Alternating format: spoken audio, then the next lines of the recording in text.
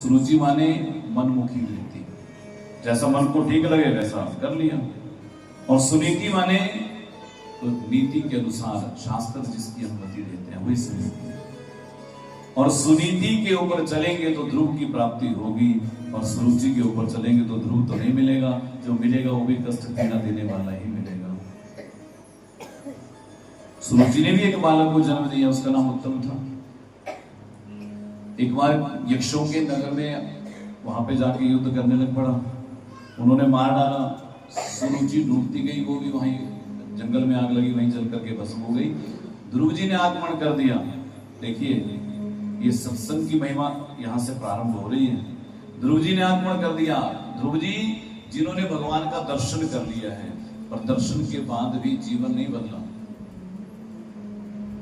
बदले की भावना है कि मेरे भाई को मारा तो मैं भी नहीं छोड़ूंगा। उन गंधर्वों के नगर पर हमला किया, जब सबको मारना प्रारंभ कर दिया यक्षों को, तो जानते हैं स्वयं मनु जी महाराज प्रकट हो गए उनके दादा से। वो आ गए तो बोले बेटा ये धर्म नहीं है, भक्तों का ऐसा जीवन नहीं होना चाहिए। भक्तों का जीवन तो सिया राम में सब जग जाने, सब जीवों में ईश्वर का दर्शन करो, ऐसा भाव स्वभाव नहीं होना चाहिए।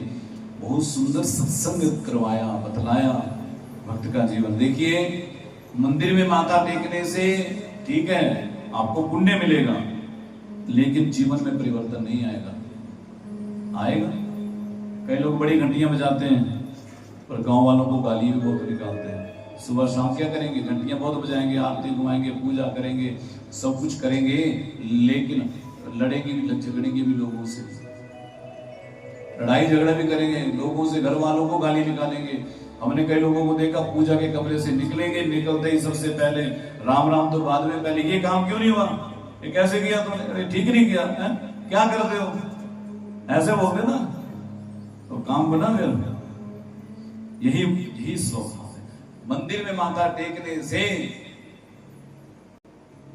जीवन में परिवर्तन नहीं आने वाला। और आसान भाषा में कहें, स्कूल है ना, स्कूल में जाए हम लोग, कोई बच्चा 5 वर्ष का हुआ, उसने क्या किया, अभी स्कूल जाना है भी ऐसा बोला है, रोज गए स्कूल के गेट पर माथा टेका, वापिस आके लौट करके 10 वर्षों तक ऐसे करता रहा वो, स्कूल में जाना, माथा टेकना, अध्यापक मिलकर उनको प्रणाम कर दिया, माथा टेक आ गए। और 10 साल के बाद जब 10वीं का एग्जाम रिजल्ट निकलना था ना, तो चले गए, सबका दिए जा रहे थे सर्टिफिकेट, बोले मेरा सर्टिफिकेट भी दो भाई। बोले तू आया नहीं स्कूल में, रोज आता था, मैं माथा टेक के गया हूं। बोले माथा टेकने से सर्टिफिकेट नहीं मिलता, क्लास अटेंड करनी पड़ती है। वैसे ही भगवान के मंदिर में जाने से पुण्य तो मिल जाएगा, लेकिन जो प्रमाण पत्र है वो कथा सत्संग ही देगा। ध्रुव जी ने भी भगवान का दर्शन तो किया, लेकिन जीवन में परिवर्तन नहीं आया। जीवन में यदि कोई परिवर्तन लाता है तो वो भगवान की कथा सत्संग ही है। वो यदि ध्यान से सुनी होगी तो स्वभाव में भी परिवर्तन आएगा, जीवन में भी परिवर्तन आएगा। तुलसी बाबा कहते हैं क्या, बिनु सत्संग विवेक न होई, राम कृपा बिनु सुलभ न सोई। बिनु सत्संग विवेक न होई, राम कृपा बिनु सुलभ न सोई। आवत ईश्वर अति कठिनाई, राम कृपा बिनु आई न जाई। आवत ईश्वर अति कठिनाई, राम कृपा बिनु आई न जाई। राम कृपा बिनु आई न जाई। बिनु सत्संग विवेक न होई। आप विचार करिए, यदि केवल दर्शन करने से जीवन में परिवर्तन आता ना, तो दुर्योधन ने तो भगवान श्री कृष्ण के ना जाने कितनी बार दर्शन किए, कितनी बार उनसे मिले, जीवन में स्वभाव में परिवर्तन आया नहीं आया ना। परिवर्तन किसके आया, अर्जुन के आया, क्योंकि उनको भगवान ने स्वयं सत्संग दिया, गीता प्रदान की। ऐसे ही ध्रुव जी महाराज जी को मनु जी ने समझाया, युद्ध को त्याग करके वापिस आए हैं। और कल हमने श्रवण किया 33,000 वर्षों तक ध्रुव जी ने धरती पर अपना शासन किया। 33,000 वर्षों के बाद ध्रुव जी महाराज को ले जाने के लिए एक दिव्य विमान आया है, पार्षद आए भगवान के, विमान आ गया, पार्षद आगे बोले चलिए भगवान। ध्रुव जी जाने लगे तो एक देवता प्रकट हो गए। देवता आए, बोले आप कौन है?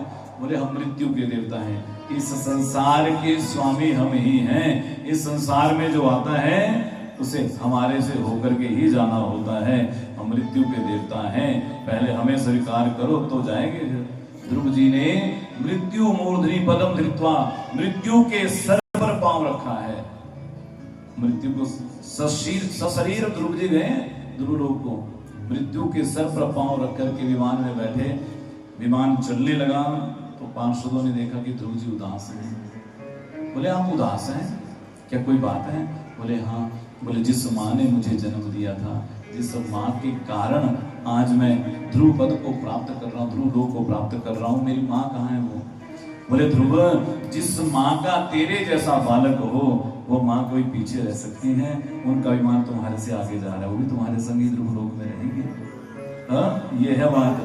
तभी मैं हर कथा में कहता हूँ कि माँ चाहे ना, इस सबसे बड़ा सबसे जननी किसे कहा गया? माँ को कहा गया ना, जननी है, वो निर्माण करने वाली है।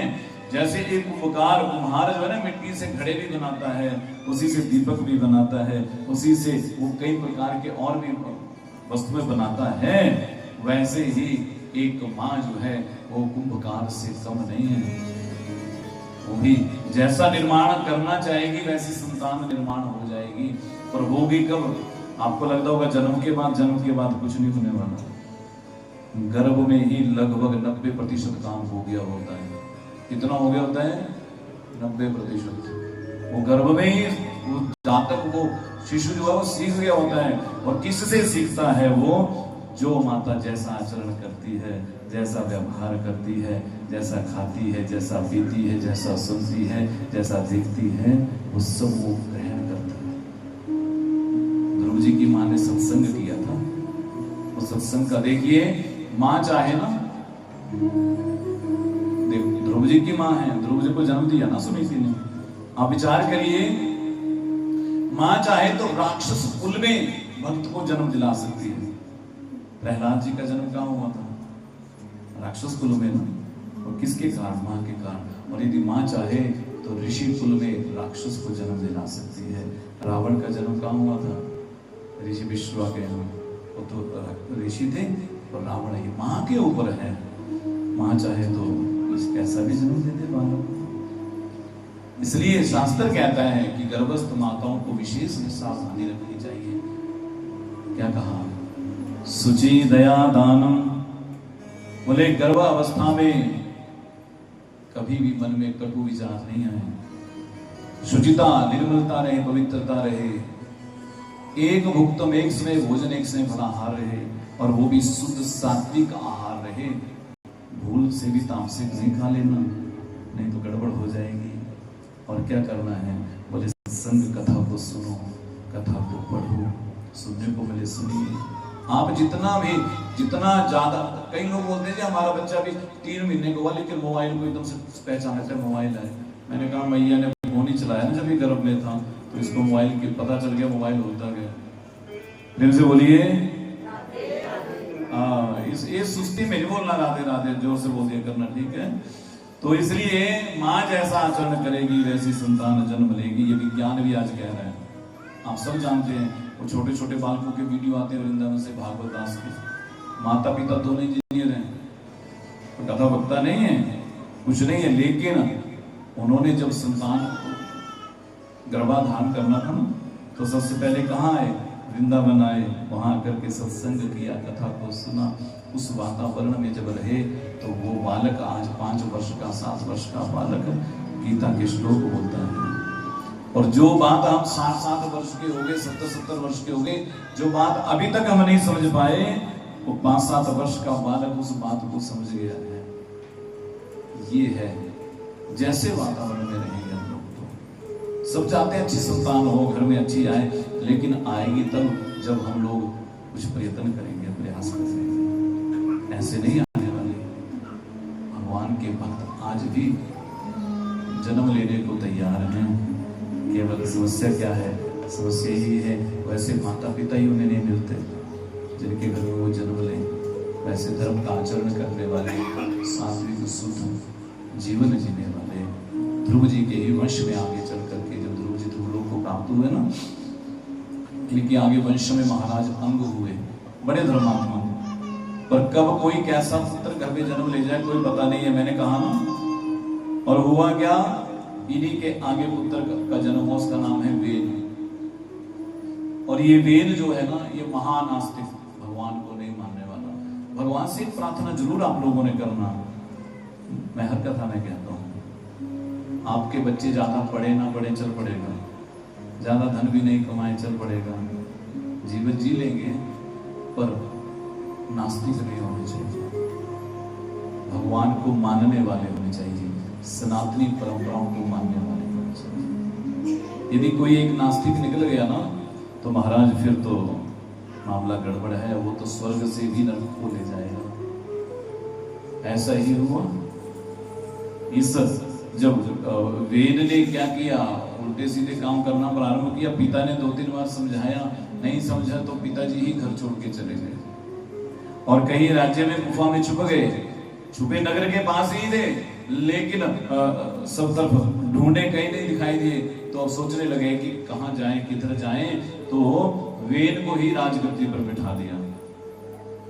और वेद को राजगद्दी पर बिठाया तो जैसे राजा का जैसा स्वभाव, राजा ने बैठते ही आदेश पारित कर दिया। बोले ना यस्तव्यम ना दातव्यम ना होतव्यम, ना बोले कोई यज्ञ करेगा, ना कोई दान करेगा, ना कोई हवन करेगा, कुछ नहीं करेगा, कोई पूजा पाठ नहीं करेगा।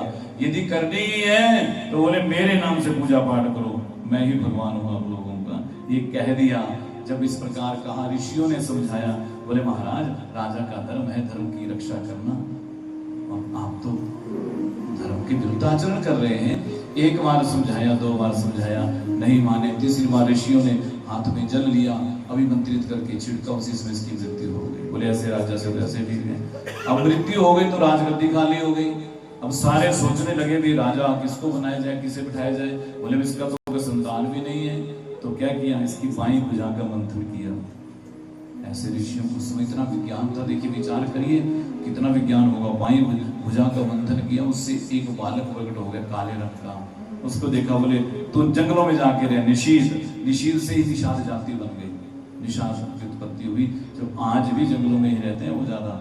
और उन्हीं निषाद राज के आगे चल करके निषाद राज गुरु हुए, जिनकी मित्रता भगवान श्री राम से हुई है। हम सबने राम कथा में सुना होगा। फिर सोचा अब क्या करें, तो दाईं भुजा का मंथन प्रारंभ किया। और दाईं भुजा का मंथन प्रारंभ किया, जैसे दाईं भुजा का मंथन प्रारंभ किया, इस दाईं भुजा के मंथन से भगवान पृथु प्रकट हुए हैं। बोले पृथु भगवान की। इनके चरणों में शंख चक्र सब कुछ बना हुआ था, पैरों में साक्षात भगवान का अवतार इनको कहा गया। सब ऋषियों ने इन्हें राजगद्दी पर बिठाया। जब ये राजा बने ना, तो धरती पर आकार पड़ा हुआ था, दुर्भिक्ष पड़ा हुआ था। जितना अनाज डालते, 1 किलो डालते तो 200 ग्राम निकलता। सारी प्रजा भूखी मर रही थी। तो इन्होंने बुलाया सब मंत्रियों को, बोले क्या बात है। बोले जी अकाल पड़ा हुआ है। स्वयं हल लेकर के जोतने लगे, फिर भी अनाज नहीं। अंतोगत्वा इन्होंने धनुष उठा लिया अपना और धरती को मारने के लिए तैयार हो गए। बोले वसुंधरे त्वाम हम वदिष्यामि, तुझे छोड़ूंगा नहीं। धरती ने गौ का रूप बना लिया। बोले महाराज क्या करते हो। बोले तेरा काम है, तेरे में कोई 100 ग्राम अनाज डाले तो उसे तुझे कई गुना करके देना होता है, यहाँ तो उल्टा हो रहा है। धरती ने हाथ जोड़े, बोले महाराज जब पापी मेरे ऊपर राज करते हैं तो मैं सब रत्नों को अपने में छुपा लेती हूँ। अधर्मी राजा जब राज करते हैं, आपसे पहले जो राजा थे वो धर्मी थे, इसलिए मैंने सब रत्नों को अपने में समेट लिया। अब पुनः आप मेरा दोहन करिए, मैं पुनः आपको रत्नों को वापस लौटाऊंगी। इन्हीं पृथ्वी महाराज जी ने पुनः धरती का दोहन किया, नदियों की व्यवस्था बनाई, पर्वतों की व्यवस्था बनाई।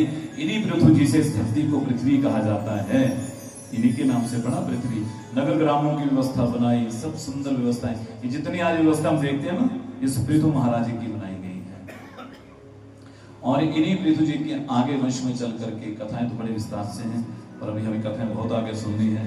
तो पृथ्वी जी के आगे चल करके प्राचीन वर्रीमन नाम के एक राजा हुए, इनके वश में आ गए। और प्राचीन वर्री ऐसे कि महाराज ये तो अब इतने यज्ञ करें, यज्ञ करना बुरी बात नहीं है, पर यज्ञ के नाम पर पशुओं की बलि दें, पशुओं को काटे, पता नहीं कितने बकरों को काट दिया, कितने घोड़ों को काट दिया। और ऐसा वर्णन आता है पूरी धरती को कुशाम से ढक दिया, इतने यज्ञ कर दिए उन्होंने, इतने बड़े। एक बार देवऋषि नारद आए इनके राज्य में, जब आए तो आकाश में क्या देखा, जितने बकरों को इसने काटना था ना, बलि दी थी, घोड़ों को सबके, उनकी आत्माएं ऊपर विचरण कर रही आकाश में। सब इस प्रतीक्षा में है कि कब ये राजा मरेगा और कब हम इसे खाएंगे, जैसे इसने हमें कष्ट पहुंचाया इसे कष्ट पहुंचाएंगे। नारद जी ने देखा है सदृश्य, महल में पहुंचे, प्राचीन वर्री ने स्वागत किया, आइए महाराज आज तो हमारा घर पावन हो गया। बोले वो तो बात ठीक है, पर करते क्या? बोले आपको नहीं पता। बोले मैंने इतनी यज्ञ कर दी, जितनी की संख्या नहीं है कोई नहीं। बोले वो तो ठीक है, पर यज्ञ में और क्या करते? बोले कुछ नहीं, जो शास्त्र में लिखा है, एक यज्ञ में एक पशु की बलि देते हैं। बोले तूने पशुओं को काटने के लिए बलियां प्रारंभ कर दी। कौन सा पिता, कौन सी मां होगी जो अपने बच्चे की बलि ले? क्या जगदम्बा कभी बलि लेगी? हम लोग कहते हैं ना कि माता को बलि चढ़ती है। अरे माता दुष्टों की बलि लेती है, निर्बलों की, निर्दोषों की बलि नहीं लेती। मैया के लिए तो सारा संसार ही उसका संतान है, पेड़ पौधे पशु पक्षी सब उसके बच्चे हैं, वो जगदम्बा है। और कौन माँ होगी जो कहेगी मुझे मेरे बच्चे की बलि दो? बकरा माने हम समझते नहीं, शास्त्र में जो बात कही गई उसका अर्थ हम अपने हिसाब से लगा लेते हैं कि बकरे की बलि, बकरा माने ममता, बकरा माने ममता। बोले ममता का बलिदान करो, मोह माया का बलिदान करो। घोड़ा माने काम, बोले यज्ञ में घोड़े की बलि का मतलब काम की बलि दीजिए, विषय वासनाओं की बलि दीजिए। साथ में कहा, बोले वो तो व्यवस्था बनाई थी पहले, लोग बहुत पशुओं को काटते थे, तो कम से कम यज्ञ के नाम पर एक आधा पशु कहीं होगा बलि, और तूने तो पशुओं को काटने के नाम पर ही बलिदान करना प्रारंभ कर दिया। और समझाया, बोले कैसे? बोले देखो किसी गुरुकुल में कोई विद्यार्थी पढ़ने आ गया ना, तो पढ़ने आया तो उसको बीड़ी पीने की लत थी। अब बीड़ी पीता होगा, कहीं लगी थी लत, लग गई थी तो पीता। अब पीता तो फिर गुरुजी ने देख लिया कि ये तो शिष्य सारे गुरुकुल का वातावरण खराब कर देगा। बोले इधर बुलाए, बोले इधर आओ। बोले क्या? बोले देखिए मेरी बात मानेगा, कहिए गुरुजी क्या है? बोले तूने ना रविवार को पी लिया करना बीड़ी, बाकी 6 दिन नहीं पिया करना। गुरुजी ने सोचा कि कम से कम ऐसा है कि 6 दिन छूट जाएगी तो 7वें दिन अपने आप ही छोड़ देगा। पर चेले ने उल्टा बना लिया काम। चेले ने क्या किया, अब तो सबको कह दिया, बोले गुरुजी ने बोला बोले रविवार को पी सकते हैं, अभी आज सब पियोगे। अब सबके सबको उल्टा मतलब निकाल लिया ना। वैसे ही शास्त्र जो कहता है, प्रोक्षवादी है, जो कहता है वो हम समझते नहीं, और जो समझते हैं वो होता नहीं। किसी ने वेद की पुस्तक पढ़ी और अंत में लिखा था वेद पढ़ना पाप है। बोले वेद नहीं पढ़ने, वेद पढ़ना क्या है? पाप है। बोले कहां लिखा? बोले वेद की पुस्तक में लिखा होगा, पीछे वाला संदर्भ नहीं देखा। उसमें लिखा था अशौच अवस्था में, अशुद्ध अवस्था में रात्रि को वेद पढ़ना पाप है। अंतिम वाली लाइन प्रचारित कर दी, पीछे वाला बताया नहीं किस अवस्था में नहीं पढ़ना। वैसे ही यहाँ प्राचीन वर्री ने भी कहा। फिर और उनको एक बड़ी सुंदर कथा सुनाई। बोले प्राचीन वर्री, नारद जी कितनी सुंदर कथा सुना रहे, बहुत सुंदर कथा है ये, इसको ध्यान से सुनना आप लोगों ने। बोले एक मान सरोवर में 2 हंस रहते थे, 2 मित्र रहते थे, एक पुरंजन और एक अभिज्ञात। दोनों बड़े प्रेम से रहते थे इकट्ठे। एक दिन पुरंजन ने कहा, बोले मित्र चलो संसार में घूम करके आते हैं, जरा देख के आते हैं, संसार में भ्रमण करते हैं। अभिज्ञात ने कहा, देख भाई हमें तो कहीं नहीं जाना, हम तो यही रहेंगे, तुझे जाना है तो चला जा। पुरंजन अकेला ही निकल गया। नगरों ग्रामों में घूमता हुआ, अनेक नगरों में, लाखों नगरों में घूमा। घूमते घूमते घूमते कोई नगर उसे पसंद नहीं आए, पर जैसे एक जगह पहुंचा तो क्या देखा, एक 9 दरवाजों वाला नगर, बड़ा सुंदर नगर है। बोले तो बड़ा सुंदर नगर है।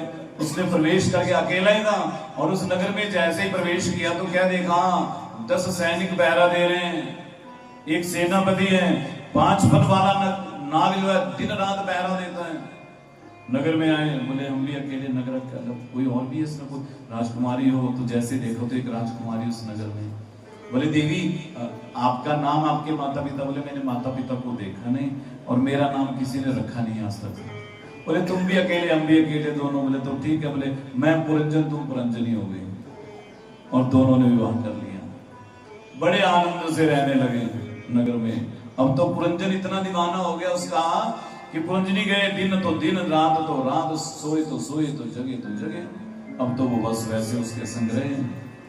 और देखिए एक और कन्या है, उसका नाम है जरा।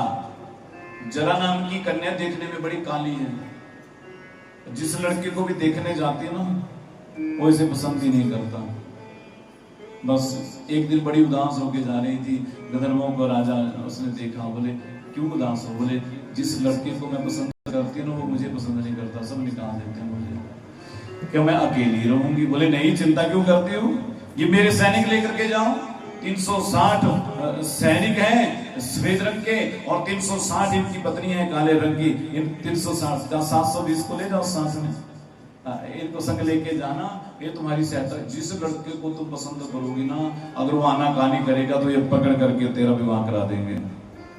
और वही जरा नाम की कन्या उन सैनिकों को संग लेकर के उसी 9 दरवाजों के नगर में पहुंच गई आकर के। और जहां 5 फन वाला नाग पहरा दे रहा था वो भी घायल करके भगा दिया। 10 सैनिक थे वो भी सब भागे, मार दिए, कुछ सेनापति भी भागा।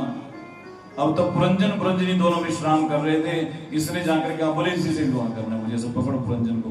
पुरंजन को पकड़ लिया, पकड़ करके बोले छोड़ो हमें, छोड़ो, मेरी पत्नी है, मेरी पुरंजनी है। और पकड़ लिया, पकड़ करके ले जाने लगे तो पुरंजनी की याद में ही अपने शरीर को त्याग दिया। और अंत्यवती सागती, अंतिम समय में जिसकी याद रहेगी ना, मैं कह रहा था परसों की कथा में, वहीं पहुंचेंगे। यदि पोते पोतियों का चिंतन रहेगा ना तो देखना कुछ ना कुछ बन के आना पड़ेगा वहीं उसी परिवार में, जितना प्रेम जहां रहेगा। क्योंकि मनुष्य बने ना बने, हो सकता कुछ और बन के ही है। एक महात्मा जी हमें सुना रहे थे सच्ची घटना, नाम नहीं लेंगे, वहां की घटना नजदीकी थी आपके इधर। तो उसमें एक सेठ जी थे, बोले बड़ा पैसा था, तो बोले हम कहते उनसे सच्ची घटना। बोले मैं कहता रहता सेठ जी को, सेठ जी भी महाजन थे बड़े और अच्छा जिनका बहुत ज्यादा कमाई। मैंने कहा सेठ जी कुछ दान भी किया करो, मेरे को सुना रहे थे वो। बोले नहीं जी, बोले दान नहीं होता, मुझे छूटता नहीं है, जो मर्जी हो जाए। बोले सेठ जी बाद में भी होगा कुछ तो पहले कर दो। बोले नहीं जी बाकी कुछ बोलो पर पैसे नहीं मैं छोड़ सकता, कमाने आते हैं देने नहीं आते। बोले सेठ जी बाद में सांप बन के आना पड़ेगा फिर तो जाने की रखवाली करने के लिए। हुआ क्या? बोले अचानक उनकी मृत्यु, हार्ट अटैक हो मृत्यु हो गई। तो महाराज जी कहें कि 15 दिन तो हम जाते नहीं उस घर में जहाँ ऐसा हुआ।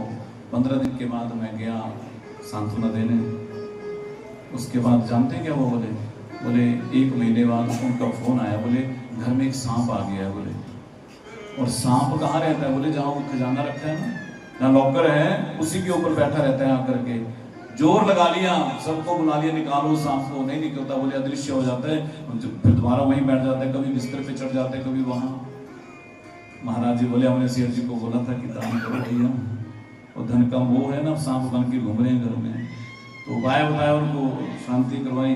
तो जाके ऐसा ही है, जितना लगाव हम करेंगे ना तो कुछ ना कुछ बन के घर में आना पड़ेगा। अंत्यवती सागती, पुरंजन पुरंजनी की याद में मरा ना तो अगले जन्म में स्त्री ही बना, राजकुमारी बन गया, राजा की पुत्री बनी। इनका विवाह मल्यध्वज नाम के राजा से हो गया। पति की बड़ी सेवा करते, एक बार पति की मृत्यु हो गई अकस्मात। पति की मृत्यु हुई तो ये भी सती होने के लिए तैयार, सती होना है मुझे भी अपने पति के संग। तो सती होने के लिए गई, तैयार होकर के चिता पर पति का शव रखा गया है, स्वयं गोदी में पति के सर को रखा, बैठ गई चिता में। इतने में मानसरोवर उस अभिज्ञात को याद आई। बोले कि हमारा मित्र वर्षों पहले घूमने गया था, वापस लौट के ही नहीं आया, जरा देखे तो सही कहाँ गया वे हो। तो वो ढूंढते ढूंढते ढूंढते पहुंचे तो ये बैठे हुए पतिदेव को गोदी में लेके आवाज लगाई, मित्र किसके संग सती हो रहे हो? और वो राजकुमारी और रानी वो बोले देखो मैं अपने पति के संग सती होने जा रही हूँ, मुझे कलंक क्यों लगाते हो? मैंने अपने पति के सिवा किसी से कभी किसी प्रकार का कोई भाव नहीं रखा, आप क्यों कलंक लगा रहे हो? बोले मुझे पहचाना नहीं। बोले नहीं पहचाना। बोले याद कर हम दोनों इकट्ठे रहते थे, हम दोनों मित्र थे, मानसरोवर में इकट्ठे रहते थे। याद करवाई तो याद आ गई, बोले हाँ। उसी तुरंत पुरंजन का हाथ पकड़ा विज्ञात ने, उन्हें वापस ले गए सरोवर में। दोनों वहां आनंद से रहने लगे। ये किसकी कथा है? ये किसी की कथा नहीं है, हम सबकी कथा है। ये अभिज्ञात है परमात्मा और पुरंजन है जीवात्मा, दोनों इकट्ठे रहते हैं। पर जब जीवात्मा कहती है कि हमें थोड़ा घूमना है, तो नगर जानते हैं कौन से हैं? लाखों नगर। ये 84 लाख वो नगर ही हैं। कभी हम पेड़ बनते हैं, कभी कीट पतंगा बनते हैं, कभी सांप बनते हैं, कभी कुत्ता बिल्ला बनते हैं, कभी पशु बनते हैं, कभी पक्षी बनते हैं, कभी रेत का कण बनते हैं, कभी पाषाण बनते हैं। बनते बनते बनते 84 लाख की यात्रा में, अंतिम 84 लाख में मनुष्य, ये 9 दरवाजों का देही हमारा शरीर ही है। ये शरीर हमारा है। इसमें जब आते हैं ना, तो पुरंजनी जानते हैं कौन है? ये बुद्धि, यही पुरंजनी है, यही तो चलाती है हमें, यही तो नचाती है। 10 सैनिक कौन है? 5 कर्मेंद्रियां, 5 ज्ञानेंद्रियां, ये 10 सैनिक हैं और मन इनका सेनापति है। और 5 फन वाला नाग जानते कौन है? हमारे 5 प्राण, प्राण अपान व्यान उदान और समान, ये 5 प्राण हैं हमारे। जो हम सोए रहते हैं ना, तो भी ये चलते रहते हैं। प्राण थोड़े, हमारे सांस थोड़ी रुकती है।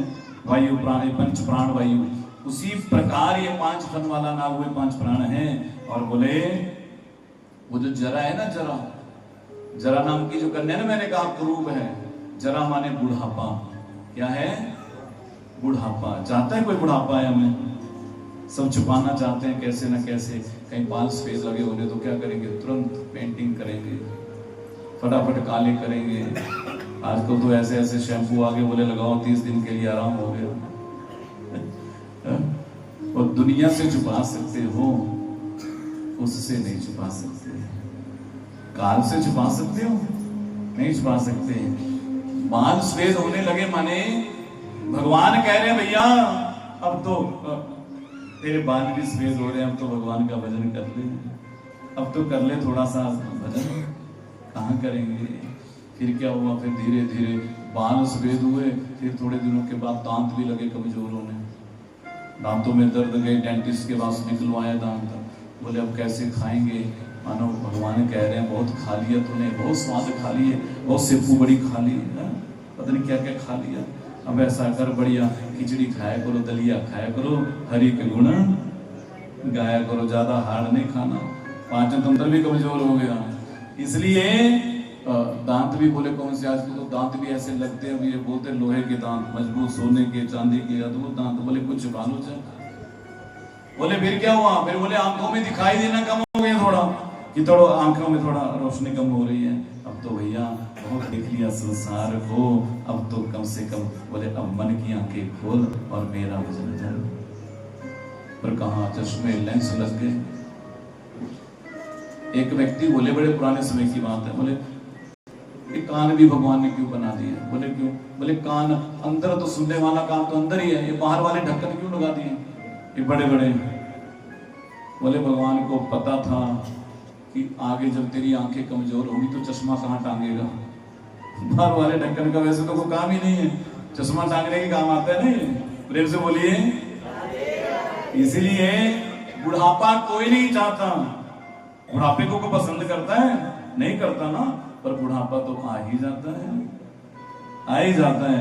जितना मर्जी, क्या कहा, जगत में कोई ना परमानेंट, चाहे लगाओ तेल चमेली, चाहे लगा लो सेंट, जगत में कोई ना परमानेंट। ऐसे यहाँ कोई परमानेंट नहीं है। बोले चाहे घूमो दिल्ली मथुरा, चाहे अंबाला कैंट, जगत में कोई ना परमानेंट। और आगे क्या कहा? बोले धोती पहनो चाहे पैंट, जगत में कोई न परमानेंट। बोले राष्ट्रपति हो कर्नल जनरल, चाहे हो लेफ्टिनेंट, जगत में कोई न परमानेंट। इसलिए ये सब इशारे हो रहे हैं। वो जरा नाम की वो बुढ़ापा है, और वो 360 जो सफेद सैनिक है ना, और काली जो उनकी पत्नियां हैं, वो क्या है? बोले दिन और रात है। 360 साल में दिन होते हैं, 360 ही रात्रियां होती हैं, जो हमारे हिंदू परंपरा के अनुसार है। अंग्रेजी तो 365 कहते हैं ना, हमारे यहाँ 360 होते हैं चंद्रमास के अनुसार। तो 360 ये क्या है बोले, यही तो है दिन प्रतिदिन हमारे, हम मृत्यु के निकट जाते जा रहे हैं। जरा आक्रमण कर रही है, हम बचने का प्रयत्न कर रहे हैं, पर बच पाएंगे क्या? यही नारद जी ने समझाया। रांची नवबद्री को पश्चाताप हुआ, और सबसे बड़ा यदि कोई प्राश्चित है तो वो पश्चाताप है। ऋषि महाराज कहते हैं पूर्ण प्राचीन नवबद्री, बड़े भाग मानुष तन पावा, सुर दुर्लभ सब संतन गावा, साधन धाम मोक्ष करी द्वार, पाई न जेहि परलोक सवार। ये कथाएं हमें जगाती हैं, ये सत्संग जगाता है। भारत की बड़े प्रसिद्ध संत में विश्व यति बड़ा सुंदर भजन लिखे उन्होंने, बहुत सुंदर सुंदर भजन लिखे। आइए एक भजन गुनगुनाएं जरा, ये कथाएं क्या कहती हैं। वो कह रहे हैं, क्या कह रहे हैं? वो सोने वाले जाग जा, संसार मुसाफिर खाना है, किस धुन में बैठा बावरे, किस धुन में मस्ताना है। ओ सोने वाले जाग जा, संसार मुसाफिर खाना है। ओ सोने वाले जाग जा, संसार मुसाफिर खाना है। ओ सोने वाले जाग जा, संसार मुसाफिर खाना है। ओ सोने वाले जाग जा, संसार मुसाफिर खाना है। किस धुन में बैठा बावरे, किस धुन में बैठा बावरे, किस धुन में बैठा बावरे, किस धुन में बैठा बावरे, किस धुन में मस्ताना है।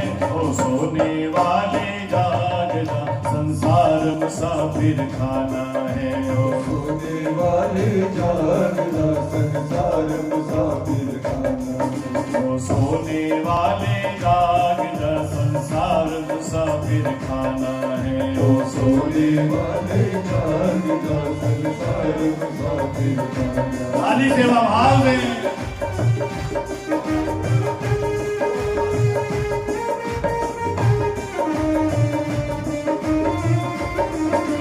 जय जय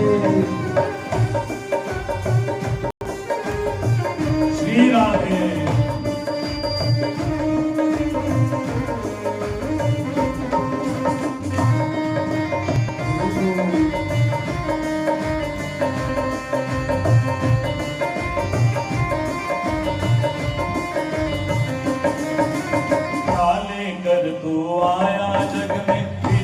लेकर जाएगा, फिर क्या लेकर जाएगा, फिर क्या लेकर जाएगा।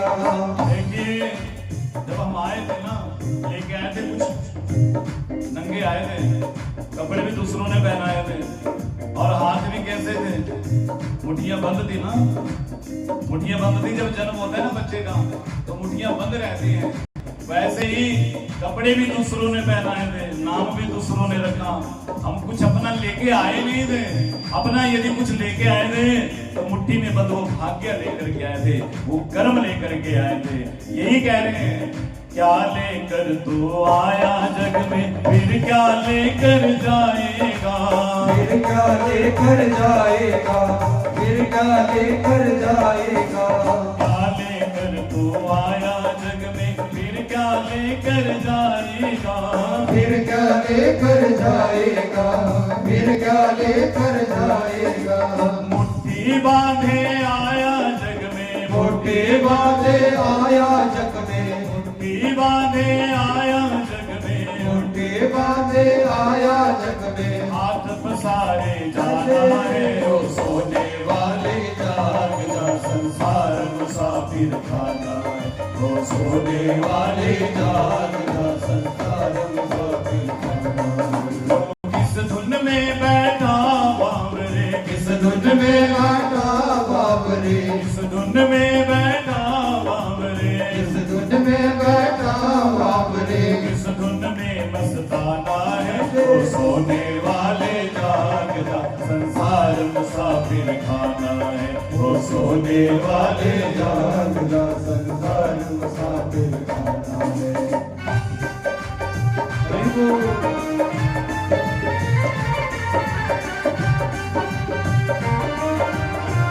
ताली से भाव से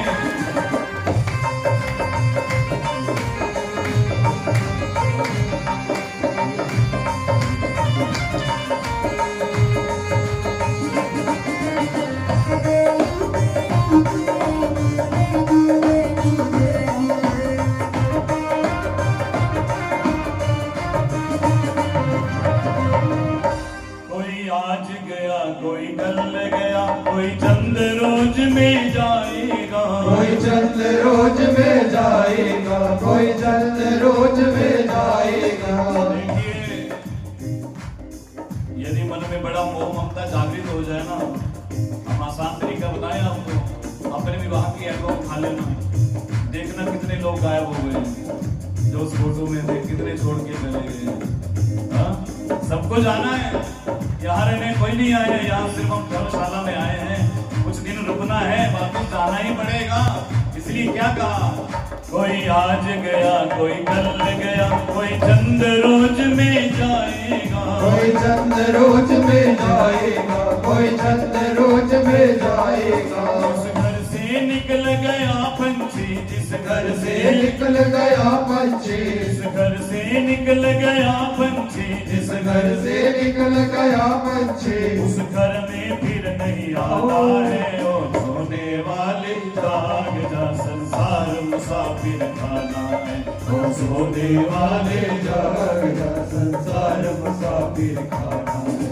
ओ सोने वाले जाग जा, संसार मुसाफिर खाना है, ओ सोने वाले जाग जा, संसार मुसाफिर खाना है।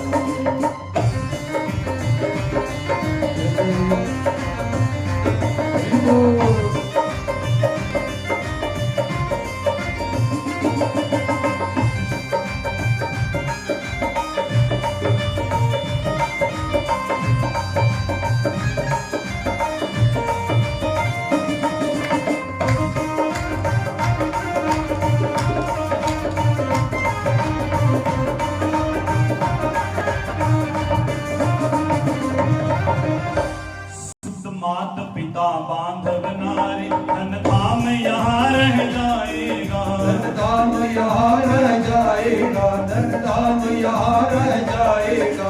मात पिता बांधव नारी, धन धाम यहाँ रह जाएगा, धन धाम यहाँ रह जाएगा, धन धाम यहाँ रह जाएगा। ये चंद रोज की यारी है, ये चंद रोज की यारी है, ये चंद रोज की यारी है, ये चंद रोज की यारी है। फिर अपना कौन बिगाड़ा है, वो सोने वाले जाग जा, संसार मुसाफिर खाना है, वो सोने वाले जाग जा, संसार मुसाफिर खाना है।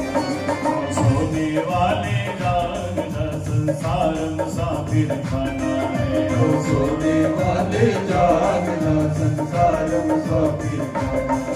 और अंतिम अंतरे में बहुत सुंदर कह रहे हैं, ये समय जो मिला है ना, ये वापस नहीं मिलने वाला। जब हम पेड़ बने होंगे, पौधा बने होंगे, कभी पशु पक्षी बने होंगे, तो कहीं कथा में बैठ पाए होंगे, कहीं ताली बजाई होगी, कहीं गाया होगा, भगवान का नाम गा पाए होंगे, नहीं गा पाए ना। ये मौका अब मिला है, ये अवसर मिला है, इतना सुंदर तन मिला है। ये तन केवल सजने संवरने के लिए नहीं मिला है, ये कंचन सी काया यदि मिली है तो हरि का नाम जपने के लिए मिली है। क्या कह रहे हैं, कहे भिक्षु यदि हरि नाम जपो, फिर ऐसा समय न आएगा, फिर ऐसा समय न आएगा, फिर ऐसा समय न आएगा। कहे भिक्षु यदि हरि नाम जपो, फिर ऐसा समय न आएगा, फिर ऐसा समय न आएगा, फिर ऐसा समय न आएगा। पाकर कंचन सी काया को, पाकर कंचन सी काया को, पाकर कर कंचन सी काया को, पाकर कंचन सी काया को, फिर आंख बीच पछताता है। ओ सोने वाली जाग जा, संसार मुसाफिर खाना है। ओ सोने वाले जाग जा, संसार मुसाफिर खाना। किस धुन में बैठा बाबरे, किस धुन में बैठा बाबरे, किस धुन में बैठा बाबरे, किस धुन में बैठा बाबरे, किस धुन में मस्ताना है। ओ सोने वाले जाग जा, संसार मुसाफिर खाना है। ओ सोने वाले जाग जा, संसार मुसाफिर खाना। ओ सोने वाले जाग जा, संसार मुसाफिर खाना है। ओ सोने वाले जाग जा, संसार मुसाफिर खाना। ओ सोने वाले जाग जा, संसार मुसाफिर खाना है। ओ सोने वाले जाग जा, संसार मुसाफिर खाना है। बोलिए भक्तवत्सल भगवान की जय हो। प्रेम से बोलिए। ओ सोने वाले जाग जा, संसार मुसाफिर खाना है। नारद जी कह रहे हैं, बोले जो बात अपने लिए अच्छी लगती है, कोई हमें कोई थोड़ा सा कट भी लग जाए ना तो कितनी पीड़ा होती है। और किसी को काट देना, किसी को मार देना, उसको कितनी पीड़ा होती है। सबसे बड़ा धर्म है, यहाँ कहा गया भागवत में, दयाया सर्वभूतेषु संतुष्टिया येन केनवा सर्वेन्द्रियोपशान्त्या चतुश्चत्याशु जनार्दन। एक बात बोले, हम लोग मूर्ति में भगवान की पूजा करते हैं ना। जब मूर्ति के सामने लोग खड़े होते हैं ना, तो एक काम करते, क्या करते हैं हम खड़े होके? आंखें बंद कर लेते हैं। ठीक होता है वो? गए तो होते दर्शन करने। मैं बहुत लोगों को देखा, जब भी मूर्ति के भगवान के विग्रह के सामने खड़े होंगे तो आंखें बंद कर लेंगे। अरे भैया, वहां आंखें बंद नहीं करनी, वहां तो आंखें खोलो, उनको निहारो, उनको देखो वो कैसे हैं। और दूसरी बात बोले, इसलिए आज के बाद एक तो मूर्ति के सामने आंखें बंद नहीं करनी और मूर्ति को स्पर्श नहीं करना। जहां मंदिर में मूर्ति लगी है, हम क्या करते हैं, जाके रोट लेके जाएंगे, बाबा जी की मूर्तियां 150 वो बेचारी, किसी ने बड़ी सुंदर मूर्ति लगाई होती है, 2-4 महीने के बाद देखो तो उनके पेंट भी चले गए होते हैं और रगड़ रगड़ के दर्शन के लिए होती है मूर्ति। स्पर्श का अधिकार केवल पुजारी को है जो उसकी सेवा करता है, सबको अधिकार नहीं है। आपको दर्शन करना है और कभी भी पीठ पीछे से प्रणाम नहीं करना मूर्ति को। हम क्या करते हैं, मूर्ति की पीठों पीछे से भी जाओ जाओ फेरी लेंगे तो नहीं, वो अपाप है। सामने से ही प्रणाम करना है, एक तो ये। और जो मूर्तियां मंदिर में होती है उनमें प्राण कौन डालता है? प्राण प्रतिष्ठा कौन करते हैं? मूर्तियां जो मंदिर में होती है पंडित जी करते हैं ना। पंडित जी को बुलाते हैं ना, पुरोहित जी को, क्या हो जी नई मूर्ति लेके आए तो आप प्राण प्रतिष्ठा करोगे। 5-7 दिन का यज्ञ अनुष्ठान होता है, मूर्ति में वास किया, कभी अन्नादि वास, कभी जलादि वास, कभी फलादि वास, घृतादि, ऐसे अनेक वास किए जाते हैं। फिर वो मूर्ति की यात्रा करके उसमें प्राण डाले जाते हैं, किसके द्वारा? मंत्रों के द्वारा ब्राह्मण देवता डालते हैं और उस मूर्ति से बड़ा प्रेम करते हैं ना।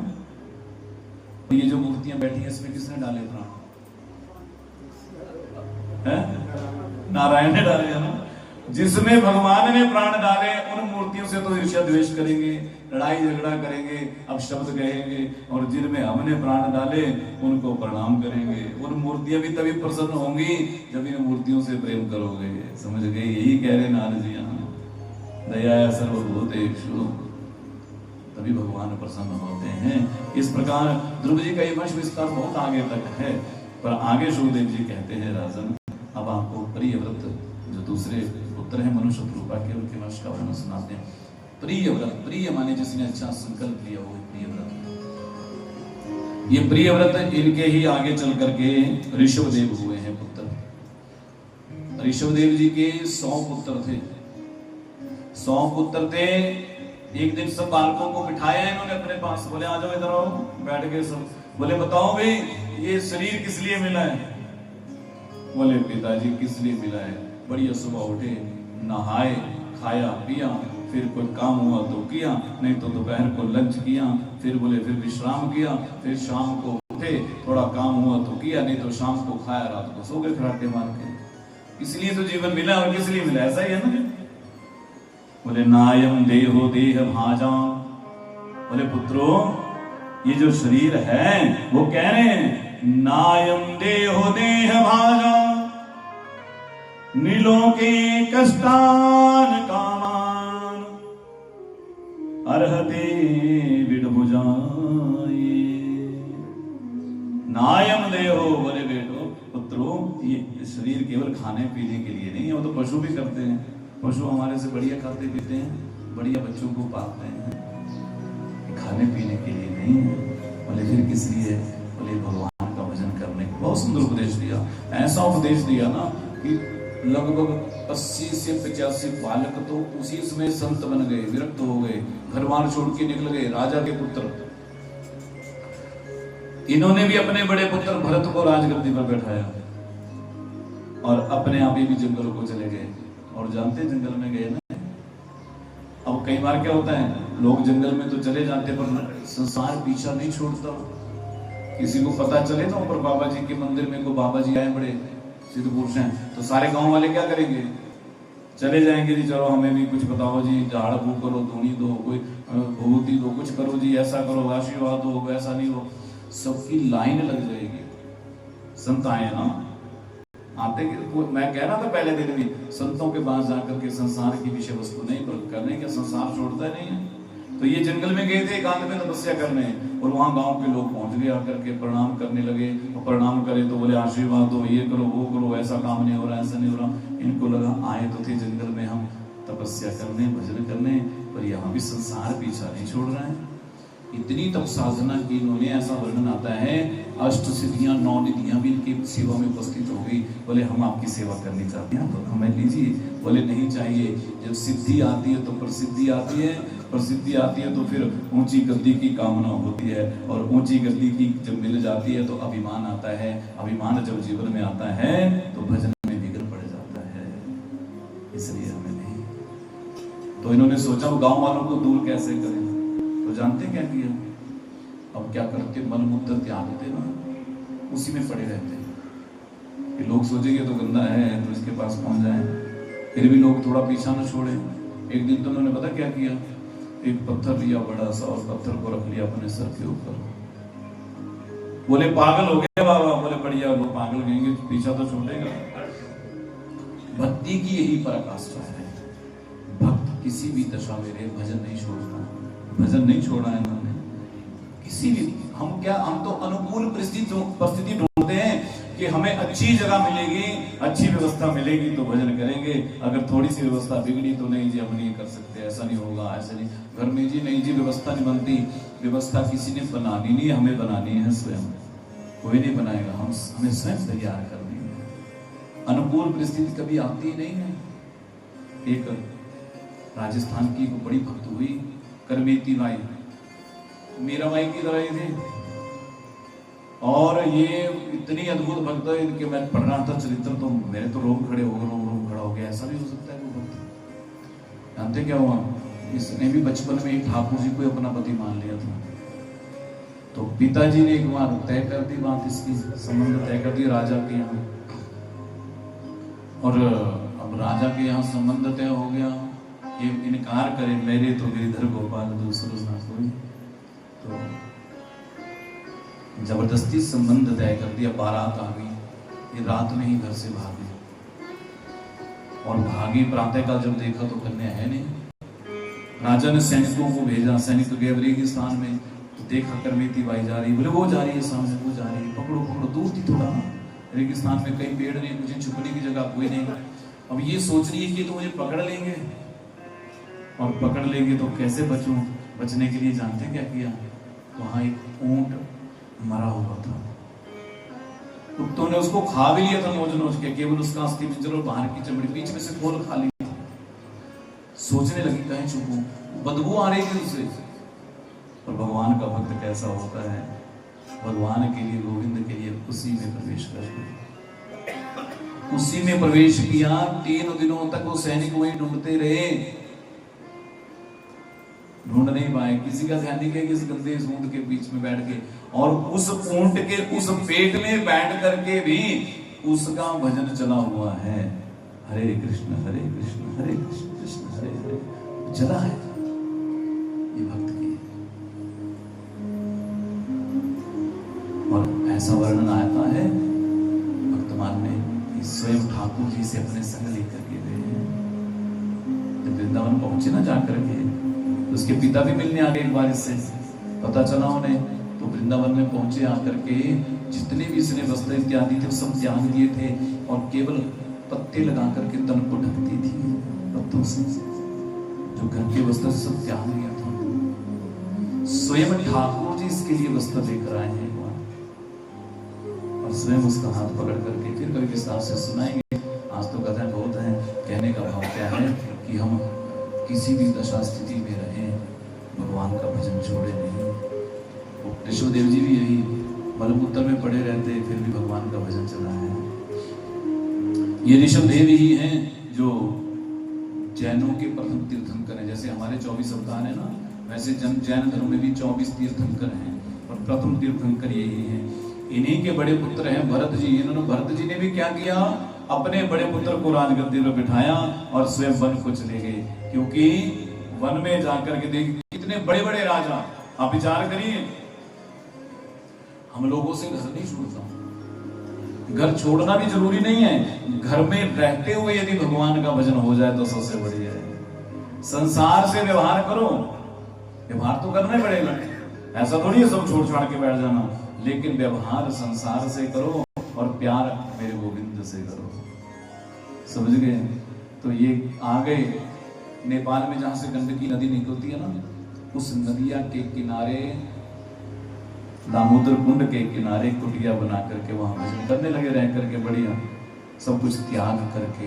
पर भगवान की माया कब फेरा डाल दे कोई पता नहीं है, कब भजन में विघ्न पैदा कर दे कोई पता नहीं है। जानते क्या हुआ, एक दिन माला घुमा रहे थे नदिया के किनारे बैठ करके, एक हिरणी आई जो गर्भस्थ थी, उसके गर्भ में था शिशु। सिंह के ने गर्जना की, सिंह ने जैसे गर्जना की, डर के मारे नदी में कूद गई वो हिरणी, और जैसे कूदी वहीं पर एक छोटे से बच्चे को जन्म दे दिया, छोटे से हिरण को जन्म दिया। भरत जी वो सारा दृश्य देख रहे थे, बोले तो मर जाएगा, तुरंत कूदे उस बच्चे को बाहर ले आया, निकाल करके कपड़े से पोंछा, दूध पिलाया। अब तो क्या हो गया, धीरे धीरे उस बच्चे में ही मन लगने लगा, माला छूटने लगी। जो दिन में 100 मालाएं घुमाते थे ना, धीरे धीरे 80, 70, 60, 50, 40, अब तो कभी उसको घास ला, कभी वो पीठ पे चढ़ा, बकरी के बच्चे जैसे करते ना वैसे भेड़ के, कभी पीठ पे चढ़ जाए, कभी छलांग मारे, बड़ा आनंद आए। अब भगवान से प्रेम कम हो गया और उस हिरण के बच्चे में प्रेम ज्यादा हो गया। आए थे हरि भजन को उठन लगे गोपाल, अब तो क्या हो गया, आए थे भगवान का भजन करने, पर यहाँ भी हिरण के सब कुछ त्याग करके आए, पत्नी को बच्चों को त्याग करके आए, पोते पोतियों को त्याग करके आए, फंसे तो फंसे कहाँ आकर के हिरण के बच्चे में। अब तो क्या हुआ, एक दिन हिरणों का झुंड आया, वो तो हिरण था तो हिरणों के साथ मिलकर के निकल लिया, पर इनको बड़ा बुरा लगा, उसके याद में विरह में ही देह को त्याग दिए, हिरण को याद करते करते। दूसरी बार आगे बात है ना, अंते अवधि सगति, हिरण को याद करते करते देह को त्यागा, तो अगला जन्म हिरण के रूप में ही हुआ। विचार करना, जो लोग कुत्तों से बड़ा प्रेम करते हैं ना, जो कुत्तों को घर के अंदर रखते हैं, बाहर रखना चाहिए कुत्ते को, अंदर नहीं, कहीं तो बेड पे बिठाते हैं, कहीं तो सांस में सुलाते हैं। बोले जो ऐसा देख लो तो भरत जी की दशा क्या हुई है, हिरण के बच्चे में प्रेम हुआ तो अगले जन्म क्या बनना पड़ा। हिरण तो देख लो जो कुत्तों से बड़ा प्रेम करते हैं, अगले जन्म क्या होने वाला है भगवान जाने। इसलिए अगले जन्म में हिरण बने, लेकिन जो भगवान का भजन किया था ना, तपस्या की थी, भजन किया था, उसका परिणाम ये कि पूर्व जन्म की याद बनी रही। पूर्व जन्म में कौन था, जंगल में आग लगी, सब भागे, भागे नहीं, वहीं शरीर को जला दिया, अगला जन्म ब्राह्मण कुल में हुआ। याद बनी है पिछले जन्म की, पिता ने जनेऊ पहनाया, गायत्री मंत्र की दीक्षा दी, पर गायत्री मंत्र याद नहीं किया, क्योंकि ये जानते हैं कि आज गायत्री मंत्र याद करेंगे तो पिताजी बोलेंगे स्वस्ति वाचन याद कर, अब जन्मदिन के मंत्र याद कर, अब कथा के कर, अब ऐसा कर, अब विवाह, अब वो सारा फंस जाऊंगा चक्कर में, याद करके सुनाया नहीं। पिता ने नाम रख दिया जड़ भरत। बोले जड़ भरत है, यही जड़ भरत आगे चल करके देखिए, जब तक माता पिता थे तब तक तो घर में भोजन मिलता रहा ना, बिना खाए कमाए हुए। माता पिता तो खिला ही देंगे। माता पिता का प्रेम ही ऐसा होता है, संतान कैसी भी है उससे प्रेम करते हैं। वैसे ही जब तक माता पिता थे भोजन मिला, भाई भाभीयों का राज आया तो बोले बेला बैठ करके खाता है, इसको काम में लगाओ। खेत में भेज दिया, बोले खेत में रखवाली करेगा और वहीं भेज देंगे भोजन। अब खेत में गए तो वहां भी रखवाली कौन करे? राम जी की चिड़िया, राम जी के खेत, खाओ मेरी चिड़िया भर भर पेट। अब तो पक्षियों को उड़ाए नहीं बल्कि उल्टा और बुलाया, आ जाओ खाओ। बंदर आए, बोले खा लो तुम्हारी खेत है। देखा, बोले ये तो उल्टा हो गया काम है, कोई भोजन ना दे बोले अपना भागेगा यहाँ से। अब तो कुछ मिल जाए तो खा ले, कोई दे दे कुछ तो खा ले, नहीं तो पड़े रहे वैसे ही। एक दिन क्या हुआ जानते हैं? भीलों का सरदार, उसने भद्रकाली से प्रार्थना की थी, मेरे पुत्र होगा तो मैं नर बलि दूंगा। तो भेजा, इनके पुत्र वहां भेज दिया, बोले लाओ पकड़ करके किसी को जो ठीक हो, मोटा ताजा। अब कोई और तो मिले नहीं, भरत जी मिल गए खेतों में, उसने पकड़ के ले गए। बोले चलो, गए वहां नहलाया, इनको सुंदर पकवान खाने को दिए। पकवान खा करके जैसे ही उठे, बोले आ जाओ, अब पकवान खा लिया, जरा तलवार भी खानी पड़ेगी। तलवार लेकर के सरदार तैयार हुआ भद्रकाली की मूर्ति के सामने बलि देने को। मैया ने देखा ब्रह्म ज्ञानी का हित करने के लिए खड़ा हुआ है, उसी मूर्ति से मां जगदम्बा प्रकट हो गई। बोली भद्रकाली मैया की। और जिस तलवार से उस उनकी बलि देने को तैयार हुआ था ना, मैया ने उसी तलवार से उस वीरों के सरदार के सर को धड़ से रख कर दिया।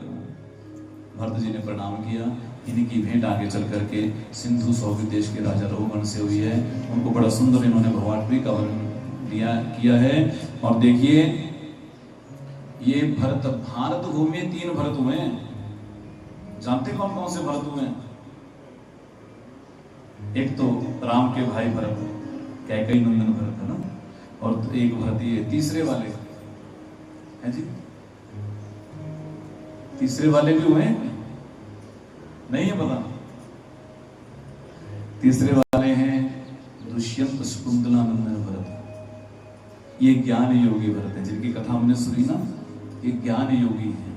जो कैकेयी नंदन भरत है वो भक्ति योगी है, और जो दुष्यंतन और शकुंतला नंदन भरत है वो कर्म योगी है। इन तीनों भरत के नाम से ही इस धरती को भारत भूमि कहा जाता है।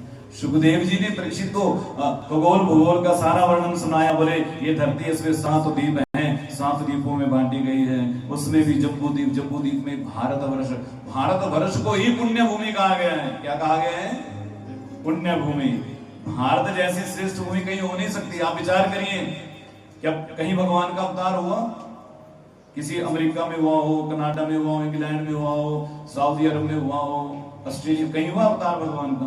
अवतार कहाँ हुआ भगवान का? भारत में पुण्य भूमि है, ये साधारण भूमि नहीं है, ये कर्म भूमि है। देवता भी यहाँ तरसते हैं जन्म लेने को। वो कहते हैं भगवान हमें कभी देवी योनि से जब हम बाहर जाएंगे तो हमें भारत भूमि में भेजना, पुण्य भूमि में, क्योंकि यहाँ जो कर्म करेंगे वो सीधा भगवान से मिलाने वाला है। भजन करेंगे भगवान से मिलाने वाला है। बाकी सब भूमियां भोग भूमियां हैं, चाहे वो अमेरिका की है चाहे कहीं की है। केवल भारत भूमि है जो पुण्य भूमि है, जहाँ मेरे राम, मेरे कृष्ण, मेरे प्रभु सब अवतार लेकर के आए, जहाँ भगवान शिव 12 ज्योतिर्लिंगों के रूप में विराजमान है, जहाँ 4 धाम है। 4 धाम है ना भारत भूमि में? 4 धाम है ना? कौन कौन से धाम है बताओ जरा नाम। 4 धामों के नाम आते हैं, बताओ कौन बताएगा 4 धामों के नाम? एक एक नाम बोलो जरा। पहले धाम का नाम बोलो। है जी? जगन्नाथ, जगन्नाथ भगवान। चलो बद्रीनाथ, 2 हो गए, इकट्ठे हो गया सारा। जगन्नाथ केदारनाथ इकट्ठा हो गया। अब तीसरे बताओ। 2 तो बता दिए आप लोगों ने जल्दी जल्दी, है जी? द्वारिकाधीश 3, चौथे है रामेश्वर। 4 धाम है ये। बड़ी देर सोच के बोला, 4 वेद 4 धाम। हम सब हिंदू है ना, ये 4 धामों के नाम ही ले लिया करो रोज उठ करके। 12 ज्योतिर्लिंगों के नाम ले लिया करो। ठाकुर जी के अवतारों के नाम ले लिया करो। ये 4 धामों की भी आपको विशेषता बताएं, भगवान कैसे कैसे यहाँ रहते हैं, कर्म कैसे बताएं आपको।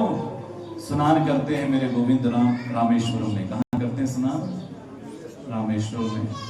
और ध्यान जानते हैं कहाँ करते हैं? बद्रीनाथ में। और भोजन जगन्नाथपुरी में पाते हैं और शयन करते हैं द्वारिकाधीश में। ऐसे 4 धामों की ये पूरी व्यवस्था है। समझ में आई? तो ऐसे ये 4 धाम, ये भारत भूमि है, श्रेष्ठ भूमि। ऐसी भूमि मिल सकती है क्या? और हम सब बहुत भाग्यशाली हैं। भारत भूमि में भी हम सबका जन्म कहाँ हुआ है? देवभूमि में। महादेव की भूमि है ये, जगदम्बा पार्वती मैया की भूमि है ये, मैया का मायका है। ऐसी दिव्य भूमि में हम सबका जन्म हुआ है। बच्चों को बिठाओ, इनको खड़े क्यों हो रहे? तो ऐसी पावन धरा पर हम सबका जन्म हुआ है। ये कर्म क्षेत्र पुण्य भूमि है, जहाँ गंगा मैया बहती है, जहाँ यमुना बहती है, जहाँ सरस्वती बहती है। इसलिए ये पावन धरा है। बोली भारत माता की। और ये भारत भूमि है, वीरों की भूमि है, मनस्वी तपस्वियों की भूमि है।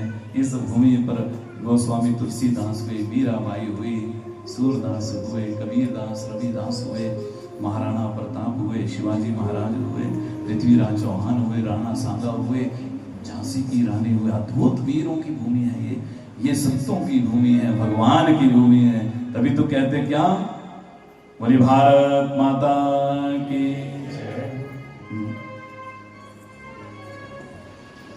जहाँ डाल डाल पर सोने की चिड़िया करती है बसेरा, वो भारत देश है मेरा, वो भारत देश है मेरा। जहाँ डाल डाल पर सोने की चिड़िया करती है बसेरा, वो भारत देश है मेरा, वो भारत देश है मेरा। जहाँ सत्य अहिंसा और धर्म का पग पग लगता डेरा, वो भारत देश है मेरा, वो भारत देश है मेरा। जहाँ डाल डाल पर सोने की चिड़िया करती है बसेरा, वो भारत देश है मेरा, वो भारत देश है मेरा। जय भारती, जय भारती, जय भारती, जय भारती, जय भारती, जय भारती, जय भारती, जय भारती। ये धरती वो जहाँ ऋषि मुनि जपे हरि नाम की माला, हरि नाम की माला। जहाँ हर बालक एक मोहन है और राधा हर एक बाला, और राधा हर एक बाला।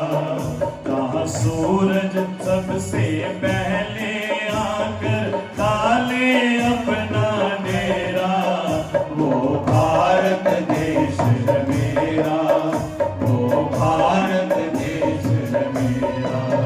जहाँ डाल डाल पर सोने की चिड़िया करती है बसेरा, वो भारत देश है मेरा, वो भारत देश है मेरा।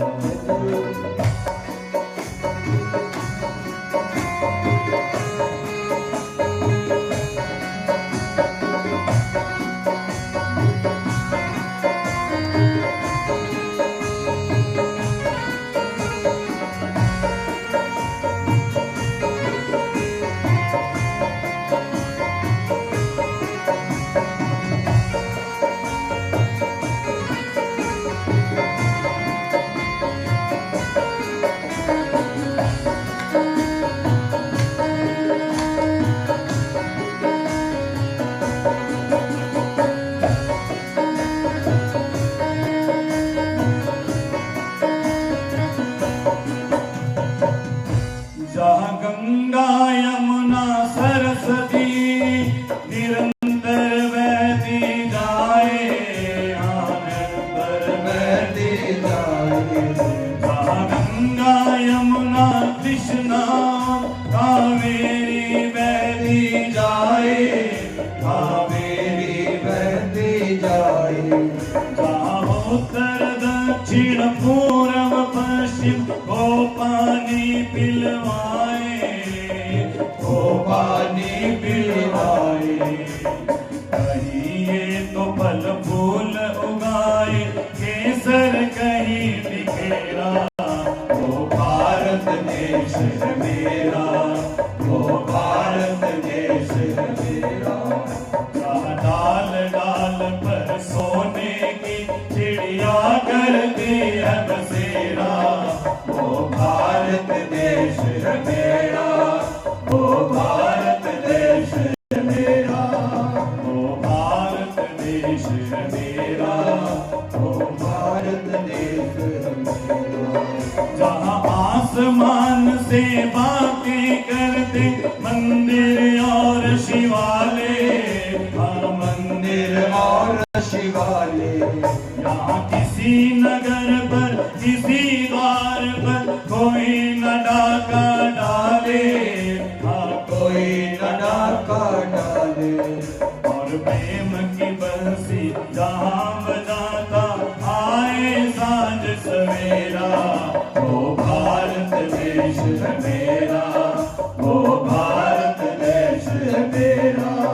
जहाँ डाल डाल पर सोने की चिड़िया करती है बसेरा, वो भारत देश है मेरा, वो भारत देश है मेरा। जहाँ सत्य अहिंसा और धर्म का पग पग लगता डेरा, वो भारत देश है मेरा, वो भारत देश है मेरा, वो भारत देश है मेरा, वो भारत देश है मेरा। बोलिए भारत माता की जय। प्रेम से बोलिए। ये ऐसे पावन धरा पर हमारा जन्म हुआ है। ऐसे भारत माता, किसी भूमि को माता नहीं कहा जाता, केवल भारत भूमि को ही मां कहा जाता है। किसी देश में माता नहीं कहते, यही कहते हैं। ऐसी पावन धरा पर सुखदेव जी वर्णन कर रहे हैं, बोले भारत भूमि पुण्य भूमि है, जहाँ साक्षात नारायण स्वयं सगुण साकार रूप में आते हैं। बाकी जगह अपने दूतों को भेजते हैं, बाकी जगह अपने दूतों को भेजते हैं। कोई पैगंबर आते हैं कि ईसा मसीह, बोले दूत आए हैं। इस प्रकार से बोले इसी धरती से, इसी पृथ्वी से 99,000 योजन की दूरी पर दक्षिण दिशा में नरक है। कौन है, क्या है? बिठाओ इन बच्चों को, नहीं तो पीछे बैठो जाकर के ले जाओ, कथा में ध्यान नहीं लगेगा, बाकी लोगों को भी इधर वहां पीछे बैठ जाओ आराम से, कोई बात नहीं। हाँ।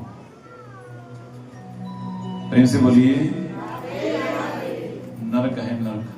बोले नरक क्या होते हैं? सुखदेव जी परीक्षित कहते हैं, बोले ये दक्षिण दिशा में जो नरक हैं, जो इस धरती पर हम आते हैं ना, जो अधर्म करते हैं, पाप करते हैं, उनको नरकों में भेजा जाता है। 28 प्रकार के नरक हैं। बोले कैसे कैसे नरक हैं?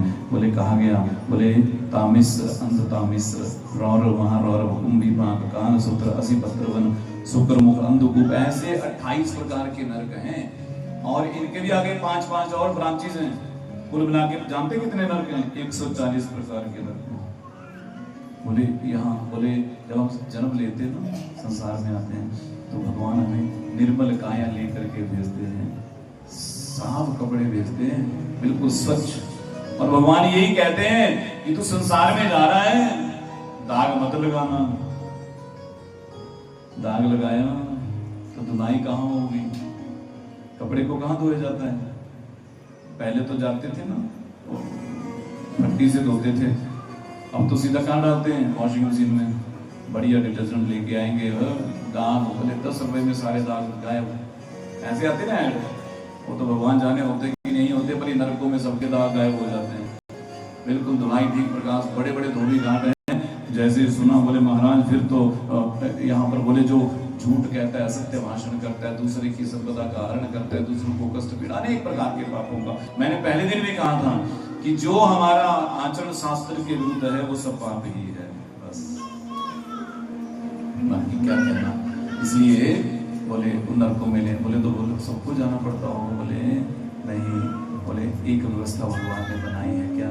बोले नरकों से यदि बचना है तो भगवान ने एक बड़ी सस्ता साबुन दिया है। कौन सा? भगवान के नाम का, राम नाम के साबुन से जो तन की मैल हटाएगा। इसलिए राम नाम, भगवान के नाम का साबुन दिया है। बोले उस नाम का आसरा लोगे तो पाप हो भी गया होगा तो वो साफ हो जाते हैं, पर फिर दोबारा पाप नहीं करना। ये नहीं कि दिन में राम राम रात को पाप, तो नहीं काम चलेगा। अगर एक बार गलती हो गई, नाम से उसको दूर करके दोबारा गलती नहीं होनी चाहिए, तो नहीं होगा। बोले महाराज वो तो ठीक है, पर कई बार तो अनजाने में पाप हो जाते हैं। फिर बोले अनजाने में हो चाहे जान करके हो, भगवान का नाम ऐसा है जो पापों को जला देता है।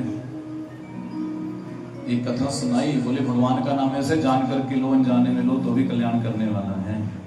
अजामिल नाम का एक ब्राह्मण था, पत्नी भी थी, माता पिता बच्चे सब थे। मैं कल कह रहा था थोड़ा सा कुसंग आदमी को कहां से कहां ले जाता है।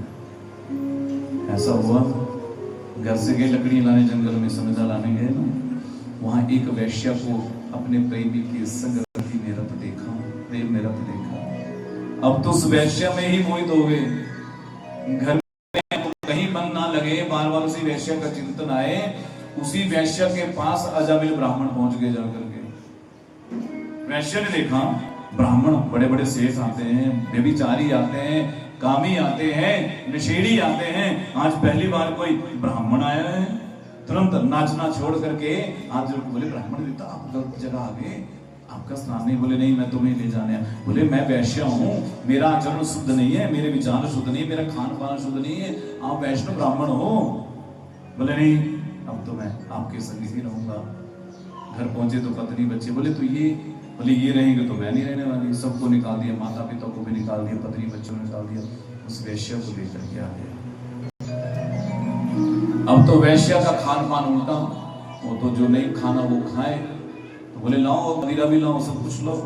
अब अजामिल जिसने कभी स्पर्श नहीं किया था, आज मदिरा भी घर में आ रही है, मांस भी आ रहा है, सब आ रहा है। अब तो लोग नहीं बुलाए ना, कर्मकांड करता तो कौन बुलाए ऐसे व्यक्ति को। तो क्या हुआ, अब कर्मकांड छूट गया, अब तो डाकू बन गया, चोरी करना प्रारंभ कर दिया, लोगों को मारना प्रारंभ कर दिया, डाकू बना। अब तो अजामिल ब्राह्मण से अजामिल डाकू बन गया। और डाकू भी ऐसा कि कोई अजामिल देख ले कि इधर से अजामिल आ रहा है तो भाग जाए लोग, रास्ता छोड़ करके लूट ले लोगों को। और एक बार क्या हुआ, एक संतों की मंडली अयोध्या से श्री धाम वृंदावन जा रही थी। सब हरिनाम संकीर्तन करते हुए जा रहे थे, सब गाते हुए जा रहे थे। क्या कह रहे थे?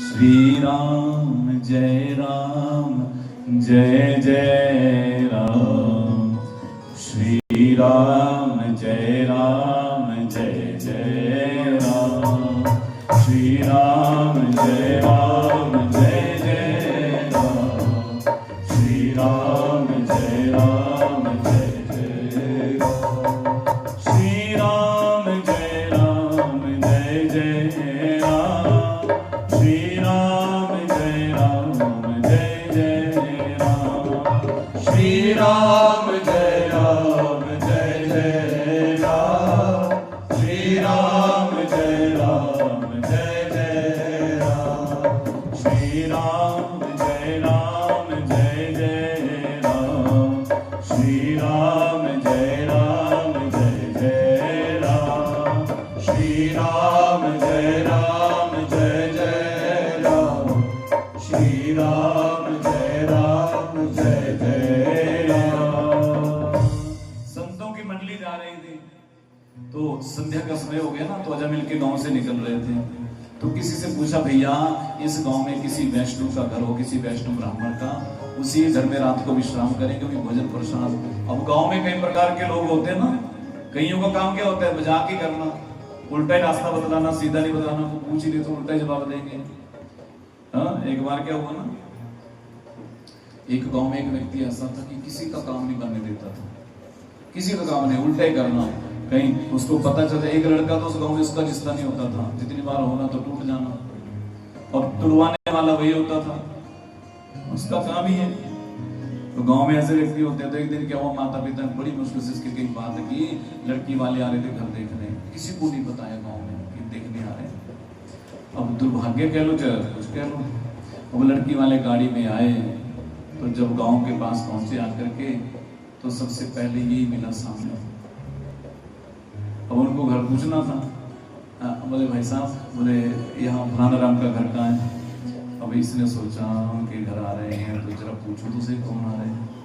बोले आप, बोले हमारी ना पुत्री का रिश्ता हुआ है उनके घर में। अच्छा, मेरे को नहीं बताया। कोई नहीं, चलो। बोले चलो मैं साथ से चलता हूँ आपके, आप चलो मैं दिखाऊंगा घर का है उनका। पहुंचे घर में जाकर के, अब तो घर वालों ने देखा ये भी साथ में आ रहे हैं, इसको तो हमने बताया नहीं, किसी को नहीं बताया, इसको कहाँ से पता चला। सब काम भी रहेगी, ये तो मामला बिगाड़ने वाला है। तो सब बैठ के चाय पानी आया, लड़के को बुलाया गया देखने के लिए। तो इतने में से ने कहा, अच्छा तूने दवाई ले ली थी ना, वो तुझे मिर्गी पड़ती थी, मिर्गी के दवाई पड़ खा ली ना तूने, पढ़ते उसे कभी नहीं थे। हाँ वैसे तो अब तो ठीक हो गया, पहले पढ़ती थी बचपन में तुझे, बस इतना सा कहा और निकली उठ करके। अब लड़की वाले तो फटाफट उठे, बोले बैठो, बोले नहीं बस बाद में बताएंगे, रिश्ता हो गया। तो ऐसे उल्टी बुद्धि वाले लोग भी होते हैं। तो अजामिल के गांव में जब पहुंचे ना आकर के, तो वहां पूछा भाई ब्राह्मण का घर किसी वैष्णव को। बोले हमारे गांव में सबसे बड़ा वैष्णव तो अजामिल ही है, उससे बड़ा कोई वैष्णव है ही नहीं। तो ब्राह्मण संत हृदय नवनीत समाना, संत तो चले उसी घर की ओर। संध्या का समय हो रहा था, अजामिल के घर के पास पहुंचे जाकर के, बाहर से आवाज लगाई, अजामिल वैश्या दरवाजे पर, यहाँ कहिए महाराज। बोले अजामिल का घर है। हाँ जी अजामिल का घर है। बोले देवी तो जल्दी से तैयारी करो, आज संतों की मंडली आपके घर में ही रुकेगी, भोजन प्रसादी की तैयारी करो, हम यही भजन कीर्तन करेंगे, प्रातः काल यहाँ से आगे बढ़ेंगे। वैश्या सोचने लगी, मैं वैश्या, सबको पता है कि हमारे घर में तो कभी शुद्ध सात्विक आहार बनता ही नहीं, यहाँ तो अभक्षय का भक्षण होता है, और संत किस पुण्य से मेरे घर में आ गए। ऐसा सोच रही तो महाराज फिर क्या था। बोले महाराज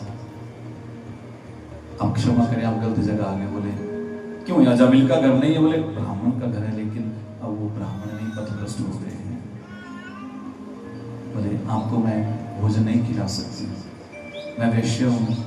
संतों ने कहा कोई बात नहीं, तो किसी और घर में कर लेंगे। चलने लगे, इतने में वैश्य ने रोका। बोले रुकिए महाराज। बोले कहिए। बोले आप मेरे हाथ का नहीं खा सकते, पर मैं सूखा अन्न यदि आपको दूं तो आप आंगन में बैठ करके पानी ले आइए पौड़ी से, और यहाँ पर बनाइए अपने आराम से।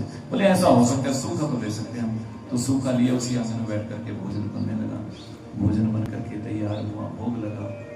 जो सबसे श्रेष्ठ जिनके गुरु थे, जिनकी शिष्य मंडली साथ में थी, उनको सबसे पहले भोजन परोसा गया। भोजन खाने लगे, आंखों में आंसू आ गए।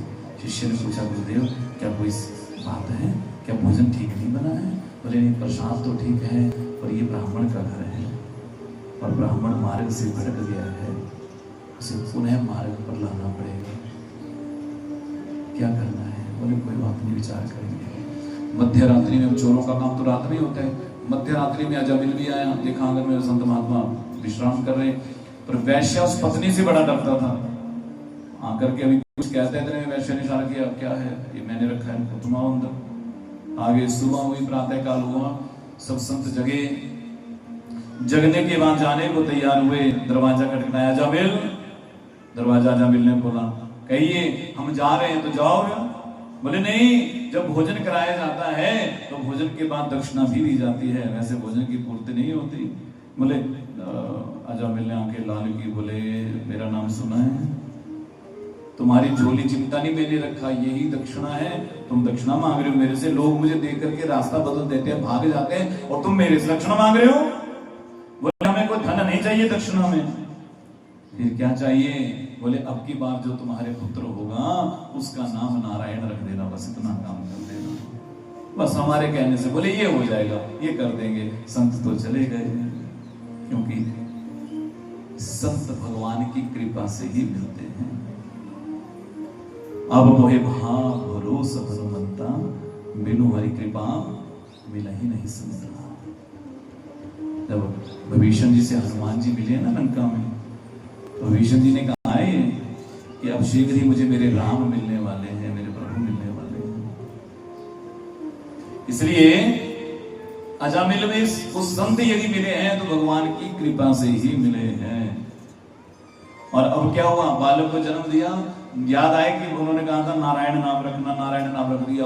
और छोटे बेटे से तो प्रेम ज्यादा, अब तो कई बाहर से आए तो नारायण कहाँ है, नारायण ये ले तेरे लिए मैं ये लेकर आया हूँ। भोजन करने बैठे नारायण का भोजन पा, सुबह उठे तो नारायण, शाम को सोए तो नारायण, भोजन करे तो नारायण, आए तो नारायण, जाए तो नारायण। अब तो नारायण का जाप होने लगा जाने लगी, और नारायण का जाप होने लगा।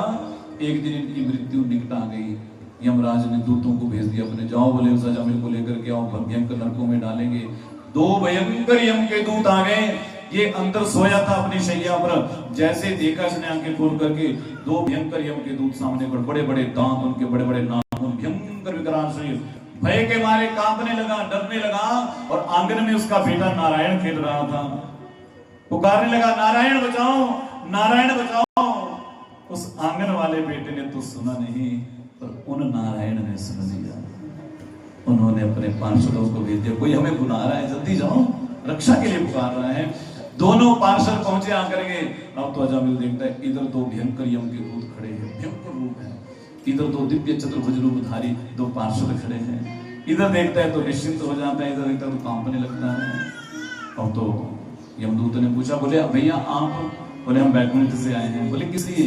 बोले इसने हमारे स्वामी का नाम पुकारा है, इसलिए हमारे स्वामी ने भेजा है रक्षा के लिए, तुम भागो यहाँ से। बोले गलत आ गए आप, आपके स्वामी का नाम नहीं पुकारा इसने। बोले नहीं नहीं अभी तो नाम लिया। बोले इसके बेटे का नाम है नारायण, उसका नाम आप दो, गलत आ गए महाराज, आप लौटिए, ये तो महापापी है, इसको नरकों में लेकर के जाएंगे। पार्षदों ने कहा एक बात बताओ, बोले इसका बेटा नारायण पहले आए कि हमारे नारायण प्रभु पहले आए? बोले पहले तो वही नारायण है। बोले तो असली नाम नारायण किसका हुआ? बोले उन्हीं का हुआ। बोले तो भागो यहां से। दोनों यमदूतों को भगाया। और जब ये सारा दृश्य देख रहा था कि मैंने अनजाने में पुत्र के मोह में नारायण नाम जपा, उस नारायण ने ही सुना, उन्होंने सुन लिया, आज भयंकर नरक यातना से बचा दिया। मुझे तो नरकों में जाना था, मैं बच गया, अनजाने में नाम लेकर के भगवान के पार्षद भी अंतर्धान हो गए। अजामिल ने उसी क्षण अपने घर को त्यागा, हरिद्वार चले आए। हरिद्वार में आकर के भगवान नाम का आश्रय लिया, संतों का संग किया, भगवत धाम को ही पधारे। ये भगवान नाम की महिमा है। ये है को कही राम न सके राम होगा।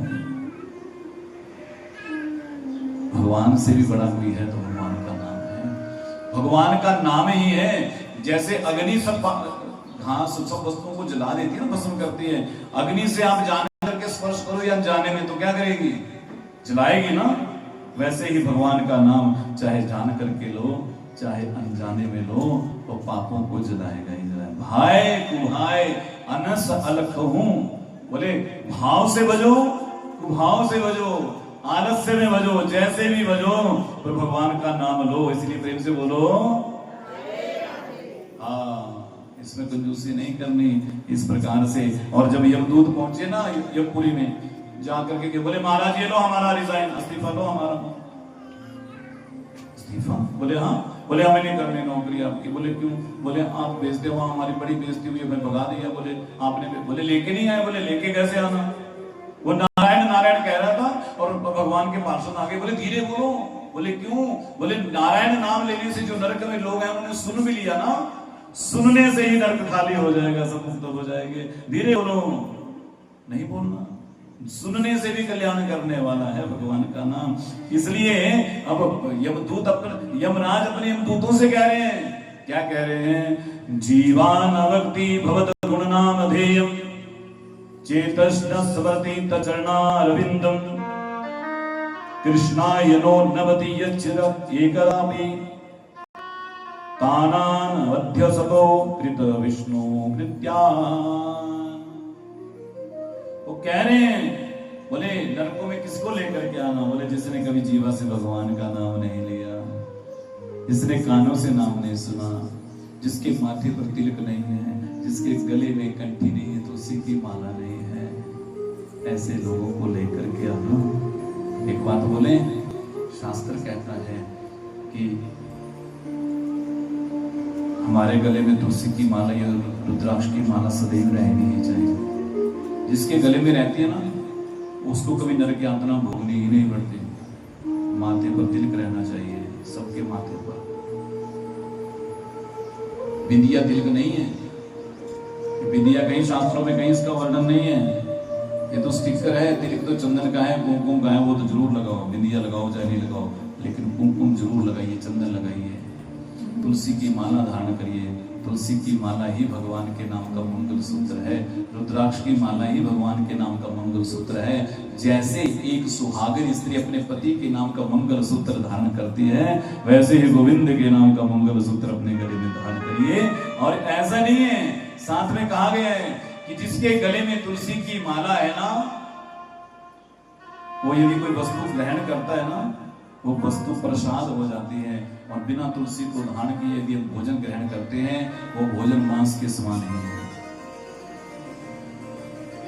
हम जल भी पीते हैं तुलसी की माला धारण किए बिना, तो वो जल जो है वो मदिरा की तरह है। इसलिए गले में सदैव रहनी चाहिए और कभी भी नहीं खोलनी। कई बार हमें फोन आते हैं, बोले जी उन दिनों में नहीं पहननी, ये सूतक हो गया, पातक हो गया, नहाते समय, शौच जाते समय। मृत्यु क्या पता कब आ जाएगी?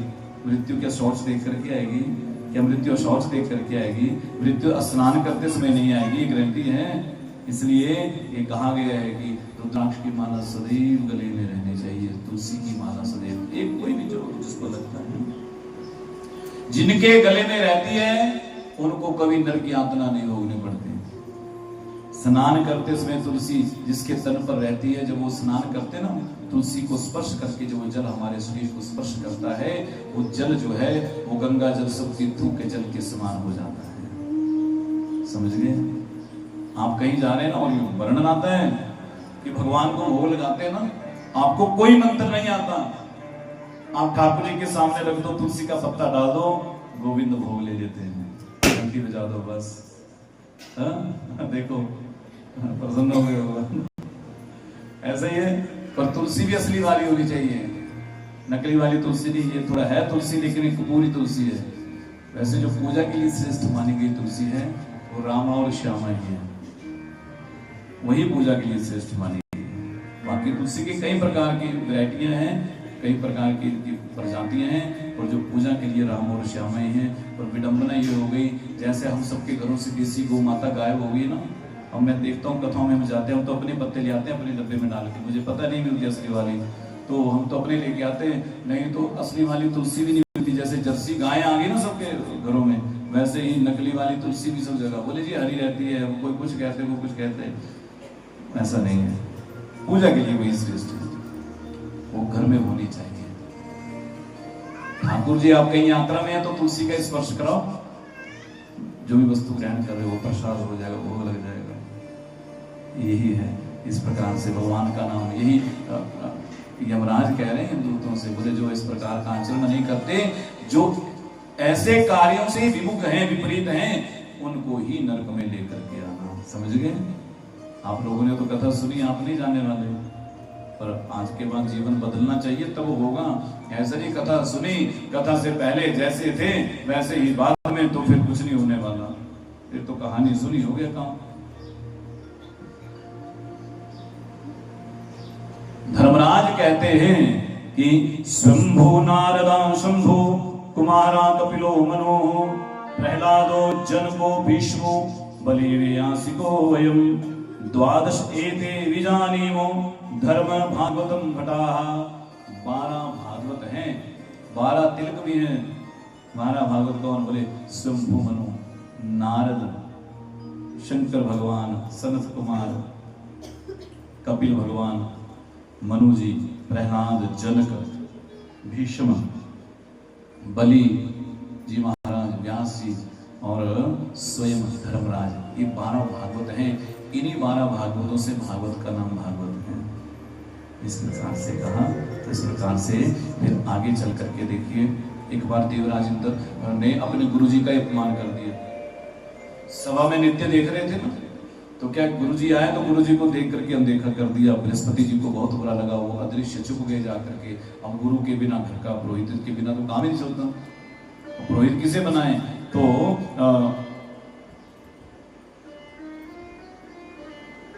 दिति नाम की जो कश्यप की पत्नी है, उनकी पुत्री है रचना, और रचना के पति का नाम है त्वष्टा मुनि, और इनके दो पुत्र हुए हैं, एक विश्वरूप और दूसरे का नाम है सन्निवेश। तो देवराज इंद्र, ये जो विश्वरूप थे बहुत तपस्वी थे। देवराज इंद्र ने अपना पुरोहित बनाया। जब बनाने के लिए आए ना तो उन्होंने इनकार कर दिया, बोले पुरोहित कर्म अति मंदा, वेद पुराण सब करही निंदा। बोले निंदा करते हमें नहीं करना, हम तो छिलोंच वृत्ति से रहते हैं। छिलोंच वृत्ति जानते क्या होता है? जब गेहूं काटते हैं ना हम लोग, तो काटने के बाद जो कुछ सिले पड़ जाते हैं ना, खेतों में गिर जाते हैं, उन्हीं को उठा करके उन्हीं को साफ करना, उस अनाज से ही भोजन करना, इसे सील वृत्ति कहते हैं। ऊंच वृत्ति जहां अनाज मंडियां लगती है ना, शाम को जब अनाज बिक जाता है, जो नीचे अनाज गिर जाता है, उसी अनाज को साफ कर करके उसी से भोजन करना, इसे ऊंच सिलोंच वृत्ति दोनों को मिला करके कहते हैं। इस अन्न में कोई दोष नहीं होता। ऐसी रीति से जीवन जीते थे। पर देवराज इंद्र ने जब प्रार्थना की तो पुरोहित बन गए, और जब पुरोहित बने तो वो जानते क्या करते, देवताओं के लिए आहुति देते, चुपके से अपने मामा इनके असुर राक्षस है ना, उनके नाम से भी आहुति दे देते। देवराज इंद्र ने देखा, इनके सर को काट दिया, मार डाला, पुरोहित को ही मार डाला यज्ञ में। ब्रह्म हत्या लगी, और ब्रह्म हत्या ऐसी लगी कि देवराज इंद्र जहां भी जाए तो ब्रह्म हत्या पीछे पीछे जाए। और तो बड़े चक्कर में बोले महाराज इस ब्रह्म हत्या से छुटकारा कैसे मिलेगा? और ब्रह्मा जी के पास गए, बोले यदि इस ब्रह्म हत्या को कोई तुमसे ले ले तो छूट सकते हो। तो कौन? फिर 4 जगह प्रार्थना की। किस किस से? वृक्षों से प्रार्थना की। वृक्षों ने कहा ठीक है हम लेंगे, लेकिन हमें वरदान चाहिए कि हमारी टहनी को काट भी दे तो पुनः वहीं से हमको प्रस्फुटित हो जाए। तो ऐसा ही होगा। एक हिस्सा वृक्षों को दे दिया। वृक्षों में जानते ब्रह्म हत्या कौन सा हिस्सा होता है? गोंद निकलता है ना पेड़ों से, वो सब ब्रह्म हत्या का ही अंश है। उसको कभी खाना नहीं चाहिए दवाई के सिर, वो अशुद्ध माना गया। दूसरा जल ने लिया, दूसरा हिस्सा ब्रह्म हत्या का जल ने ग्रहण किया, और जल में जो झाग वाला पानी है ना, वो बिल्कुल अशुद्ध माना गया है, अपवित्र माना, वो ब्रह्म हत्या का ही उसमें अंश रहता है। तीसरा हिस्सा धरती को दिया गया, जो बंजर भूमि है, उष्ण भूमि जिसे कहते हैं, उसमें कभी कोई यज्ञ करना निषेध है, सब कुछ उष्ण भूमि को दिया गया। धरती ने वरदान मांगा कि मैं सदैव क्या हूँ, बोले मेरे में को खड्डा भी खोदे ना, कुछ वर्षों के बाद स्वतः ही पूरा हो जाए। तो वैसे होता है ना, खड्डा खोदते हैं, कुछ वर्षों के बाद भर जाता है। और चौथा जो अंतिम हिस्सा है वो स्त्रियों को दिया गया। बोले हम सदैव अपने पति का संग करें। इस प्रकार से जब कहा तो स्त्रियों में जो ऋतु धर्म आता है, वो महीने के 4 दिन तभी अस्पृश्य उन्हें माना जाता है, क्योंकि उन दिनों में देवराज इंद्र को जो ब्रह्म हत्या लगी थी उसका अंश स्त्रियों में विराजमान रहता है। इस प्रकार 4 हिस्सों में बांटा। पर त्वष्टा मुनि को बुरा लगा कि हमारे पुत्र को पुरोहित बनाया और मार डाला। एक यज्ञ प्रारंभ कर दिया, और यज्ञ में थोड़ी सी मंत्र की त्रुटि हो गई, और मंत्र की त्रुटि होने से क्या हुआ, इंद्र शत्रु व्यध्वस्वमाचिरम जहि विद्युषम, ऐसे मंत्र बोला गया तो सब यज्ञ से ही एक बड़ा विशालकाय राक्षस उत्पन्न हो गया, वृत्रासुर। बोले जाओ इंद्र को खा जाओ, मार डालो। इंद्र के साथ संग्राम होने लगा, सारे देवता भागे। दधीचि ऋषि की हड्डियों से वज्र बनाया गया, उसी वज्र को लेकर के देवराज इंद्र युद्ध करने आए हैं वृत्रासुर से। जैसे ही वृत्रासुर ने वो हड्डियों का वज्र देखा, उसमें नारायण भगवान के दर्शन होने लगे, क्योंकि दधीचि ऋषि जो थे वो नारायण कवच का नित्य प्रतिपान करते थे। इसलिए अब जैसे ये वो देखा तो अब तो भगवान की स्तुति करने लगा वृत्रासुर। क्या कहने लगे? बोले अहम हरे तव पादैकमूला दासानुदासा भवितास्मि भूया मनः समरेता सुपते गुणास्ते गुणितवाका कर्म करोतु काया। हाथ जोड़े वृत्रासुर ने, असुर है फिर भी देखिए कैसी भक्ति है। कह रहे हैं प्रभु मुझे भक्ति नहीं चाहिए, मुझे मुक्ति नहीं चाहिए, मुझे मोक्ष नहीं चाहिए, मुझे स्वर्ग नहीं चाहिए, मुझे आप भी मिले ना मिले वो भी चलेगा, मुझे आपके दासों का दास बनना है। बस जो आपके दास हैं, हे गोविंद हे नारायण, मुझे उनके चरणों का दास आप बना दीजिए। बस दासानुदास। कैसी भक्ति प्रदान करिए, भगवान से कह रहे हैं। बोले ऐसा सुंदर यहाँ भाव प्रकट किया वृत्रासुर ने। बोले नानाकपृष्टम नाप्चापारमेष्ठ्यम न सार्वभौम न रसाधिपत्यम न योग सिद्धि पुनर्भवम वाम समजस्त्वा विरहस्य कांक्षे। हे गोविंद, मुझे बस संसार का कोई सुख नहीं चाहिए, मुझे यदि कुछ देना है तो अपनी याद दे दीजिए, अपना विरह दे दीजिए। मुझे आपका विरह चाहिए, मैं आपकी याद में सदैव डूबा रहना चाहता हूं। कैसी याद हो? बोले जैसे अजात पक्षा, बोले जैसे नन्ही चिड़िया का बच्चा होता है जिसके पंख नहीं निकले हैं और वो भय के कारण कोई बिल्ली मुझे ना खा जाए, कोई सांप ना मुझे खा जाए, कोई चील कौवा खा जाए, जब तक उसकी माँ नहीं आती वो ची ची करके चिल्लाता है, माँ को याद करता है, कब माँ आएगी, कब माँ आएगी। ऐसी भक्ति। फिर आया ध्यान, वृत्रासुर कहते हैं कब तक माँ को याद करेगा, जब तक माँ आती नहीं है, जैसे माँ आई तो भूल जाएगा। बोले ऐसी भक्ति नहीं चाहिए, क्योंकि ये भक्ति भय के कारण है, डर के कारण है, डर वाली भक्ति नहीं चाहिए। दूसरा उदाहरण दिया, बोले जैसे एक गाय का बछड़ा, जो गाय चरने गई है, बछड़ा भी घास नहीं खाता, संध्या का समय हो रहा है, भूख लगी है, रंभा के गाय को पुकार रहे हैं, कब मेरी माँ आएगी, कब मुझे दूध पिलाएगी। कब तक रंभाएगा? जब तक दूध नहीं मिलेगा, जैसे दूध मिला रंभाना छोड़ देगा। बोले ये भक्ति भी श्रेष्ठ नहीं है। क्यों? बोले क्योंकि जब तक भूख है तब तक ही याद आ रही है, जैसे ही क्षुधा मिली याद भूल गई। ऐसी नहीं चाहिए। बोले मुझे तो सदैव आपके चरणों की भक्ति, आपके चरणों के दासों की भक्ति, दासानुदास। इतना सुंदर भाव। सुखदेव जी से परीक्षित पूछ रहे हैं, गुरुदेव वो तो राक्षस है, राक्षस में ऐसा भाव कैसे आया? बोले वो पूर्व जन्म में चित्रकेतु नाम का राजा था, बहुत सी पत्नियां थी, संतान नहीं थी। एक पुत्र का जन्म हुआ, लेकिन वो दूसरियों को ईर्ष्या हो गई, तो उन्होंने क्या किया, उस पुत्र को मार डाला, सरोवर में फेंक दिया मार के। जब मार के फेंका तो रोने लगे पुत्र के वियोग में। देवऋषि नारद आ गए, कहा क्यों रोते? बोले मेरे पुत्र, तुम तो देवऋषि हो, आप ही कुछ कृपा करके मेरे पुत्र को पुनः जीवित कर दो। बार बार प्रार्थना की तो पुत्र की जीवात्मा को बुलाया देवऋषि नारद ने। बोले जीवात्मा को बुलाया, जीवात्मा आई, बोले तुम्हारे माता पिता।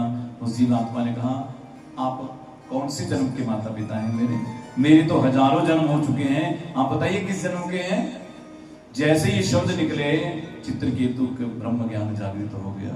बस उसी समय से बोले बस मैं समझ गया देवऋषि नारद कोई किसी का नहीं है, सब स्वार्थ बंधु हैं। इस प्रकार से कहा भगवान के भजन में लगे। भगवान के भजन का परिणाम ये हुआ, अगले जन्म में गंधर्व बन गए। जा रहे थे एक पर्वत पर, भगवान शिव पार्वती मैया को गोदी में लेकर के ऋषियों को उपदेश दे रहे थे, और इन्हें बड़ा बुरा लगा। बोले कैसे बैठे हो, पत्नी को गोदी में लिए और उपदेश दे रहे हो? कुदृष्टि डालती मैया के ऊपर, और जैसी कुदृष्टि डाली मैया ने श्राप दे दिया। बोले तूने मेरे पर कुदृष्टि डाली है ना। पार्वती मैया ने कहा तू जा राक्षस बन जा। प्रार्थना की, बोले तू राक्षस तो बनेगा पर तेरी भक्ति उस योनि में भी जागृत रहेगी। इस प्रकार कहा। बोले वो मैया के श्राप से ही वही चित्रकेतु वही राक्षस बन करके, वृत्रासुर बन करके आया है। देव राजेंद्र ने कहा, बोले जल्दी से युद्ध के लिए अस्त्र शस्त्र संभालो। वृत्रासुर दौड़ा, देवराजेंद्र ने दोनों भुजाएं काट दी वज्र से। अब तो बड़ा विकराल इसका रूप, मुंह फैला के दौड़ा, देवराजेंद्र को निकल गया, लेकिन वज्र हाथ में था ना। तो देवराजेंद्र 100 वर्षों तक इसके पेट में रहे, पेट को फाड़ करके बाहर निकले हैं, तब वृत्रासुर का उद्धार हुआ है। इस प्रकार से सुखदेव जी सुना रहे हैं परीक्षित को। आगे परीक्षित कह रहे हैं, बोले गुरुदेव एक बात है, बोले भगवान सर्व देवताओं का पक्ष लेते हैं, असुरों का पक्ष नहीं लेते, इसलिए भगवान को हम समदर्शी नहीं कह सकते, वो तो पक्षपात करते हैं। बोले ऐसा नहीं है, भगवान कहते हैं चाहे कोई असुर है, चाहे किन्नर है, गंधर्व है, किसी भी योनि में है, जो मुझे पुकारता है मैं उसका पक्ष लेने के लिए चला जाता हूं। मुझे पुकारे तो सही, वो किसी में भेद नहीं करते। बोले हिरण्याक्ष का भाई था हिरण्यकश्यपु, इसके हम पुत्र का जन्म हुआ जिसका नाम था प्रहलाद। और प्रहलाद का जन्म मैं कह रहा था ना, माता चाहे तो राक्षस के घर में भक्त को जन्म दे सकती है। वो कियाधु की तपस्या थी, जब देवऋषि नारद की कुटिया में रही, जब हिरण्यकश्यप तपस्या करने गए ना, तो उस समय वो कुटिया में रही और देवऋषि नारद ने कहा था कि जब तक तुम नहीं चाहोगी बच्चे को जन्म नहीं दोगी, जब तुम्हारा मन होगा तब तुम अपने गर्भ को जन्म दोगी। इतने दिनों तक सत्संग किया, देवऋषि नारद ने भगवान की मंगलमयी कथाएं सुनाई। उन कथाओं का परिणाम ये हुआ कि कयाधु ने एक सुंदर बालक को जन्म दिया जिसका नाम है प्रहलाद। हिरण्यकशिपु ब्रह्मा जी की तपस्या कर रहे थे और तपस्या करते करते जानते क्या हुआ, वरदान मांगा। ब्रह्मा जी ने कहा वरदान मांगो। बोले हम अजर अमर हो जाएं। बोले अजर अमर तो मैं भी नहीं, तो तुझे कहां से कर दूं, मेरी भी एक आयु है, इस संसार में जो है उसको तो जाने ही है। बोले और कुछ मांग ले, तो ध्यान आया, बोले कैसा वरदान मांगू। बोले तो वरदान ऐसा मांगा कि मृत्यु के सारे रास्ते बंद कर दूंगा। बोले ना दिन में मरूं ना रात में मरूं, ना ऊपर मरूं ना नीचे मरूं, ना अस्तर से मरूं ना शस्त्र से मरूं, ना 12 महीनों में से किसी महीने में मरूं, ना ब्रह्मा जी के बनाई हुई सृष्टि में क्या किसी नर से मरूं, ना जानवर से मरूं। ऐसे सब प्रकार से वरदान मांग लिए। अब वरदान मांगे, सारे रास्ते बंद कर लिए। अब वरदान लेकर के बलशाली होकर के आया, सारे देवताओं को पराजित कर दिया। देवता इसके यहाँ नौकरी करते, कोई भागे भागे घूम रहे सब के सब। पत्नी ने बालक को जन्म दिया, बालक को गुरुकुल में पढ़ने के लिए भेज दिया।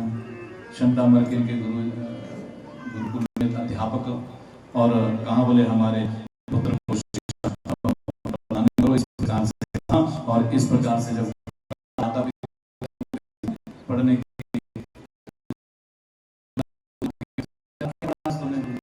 ऐसा पूछते हैं ना, ये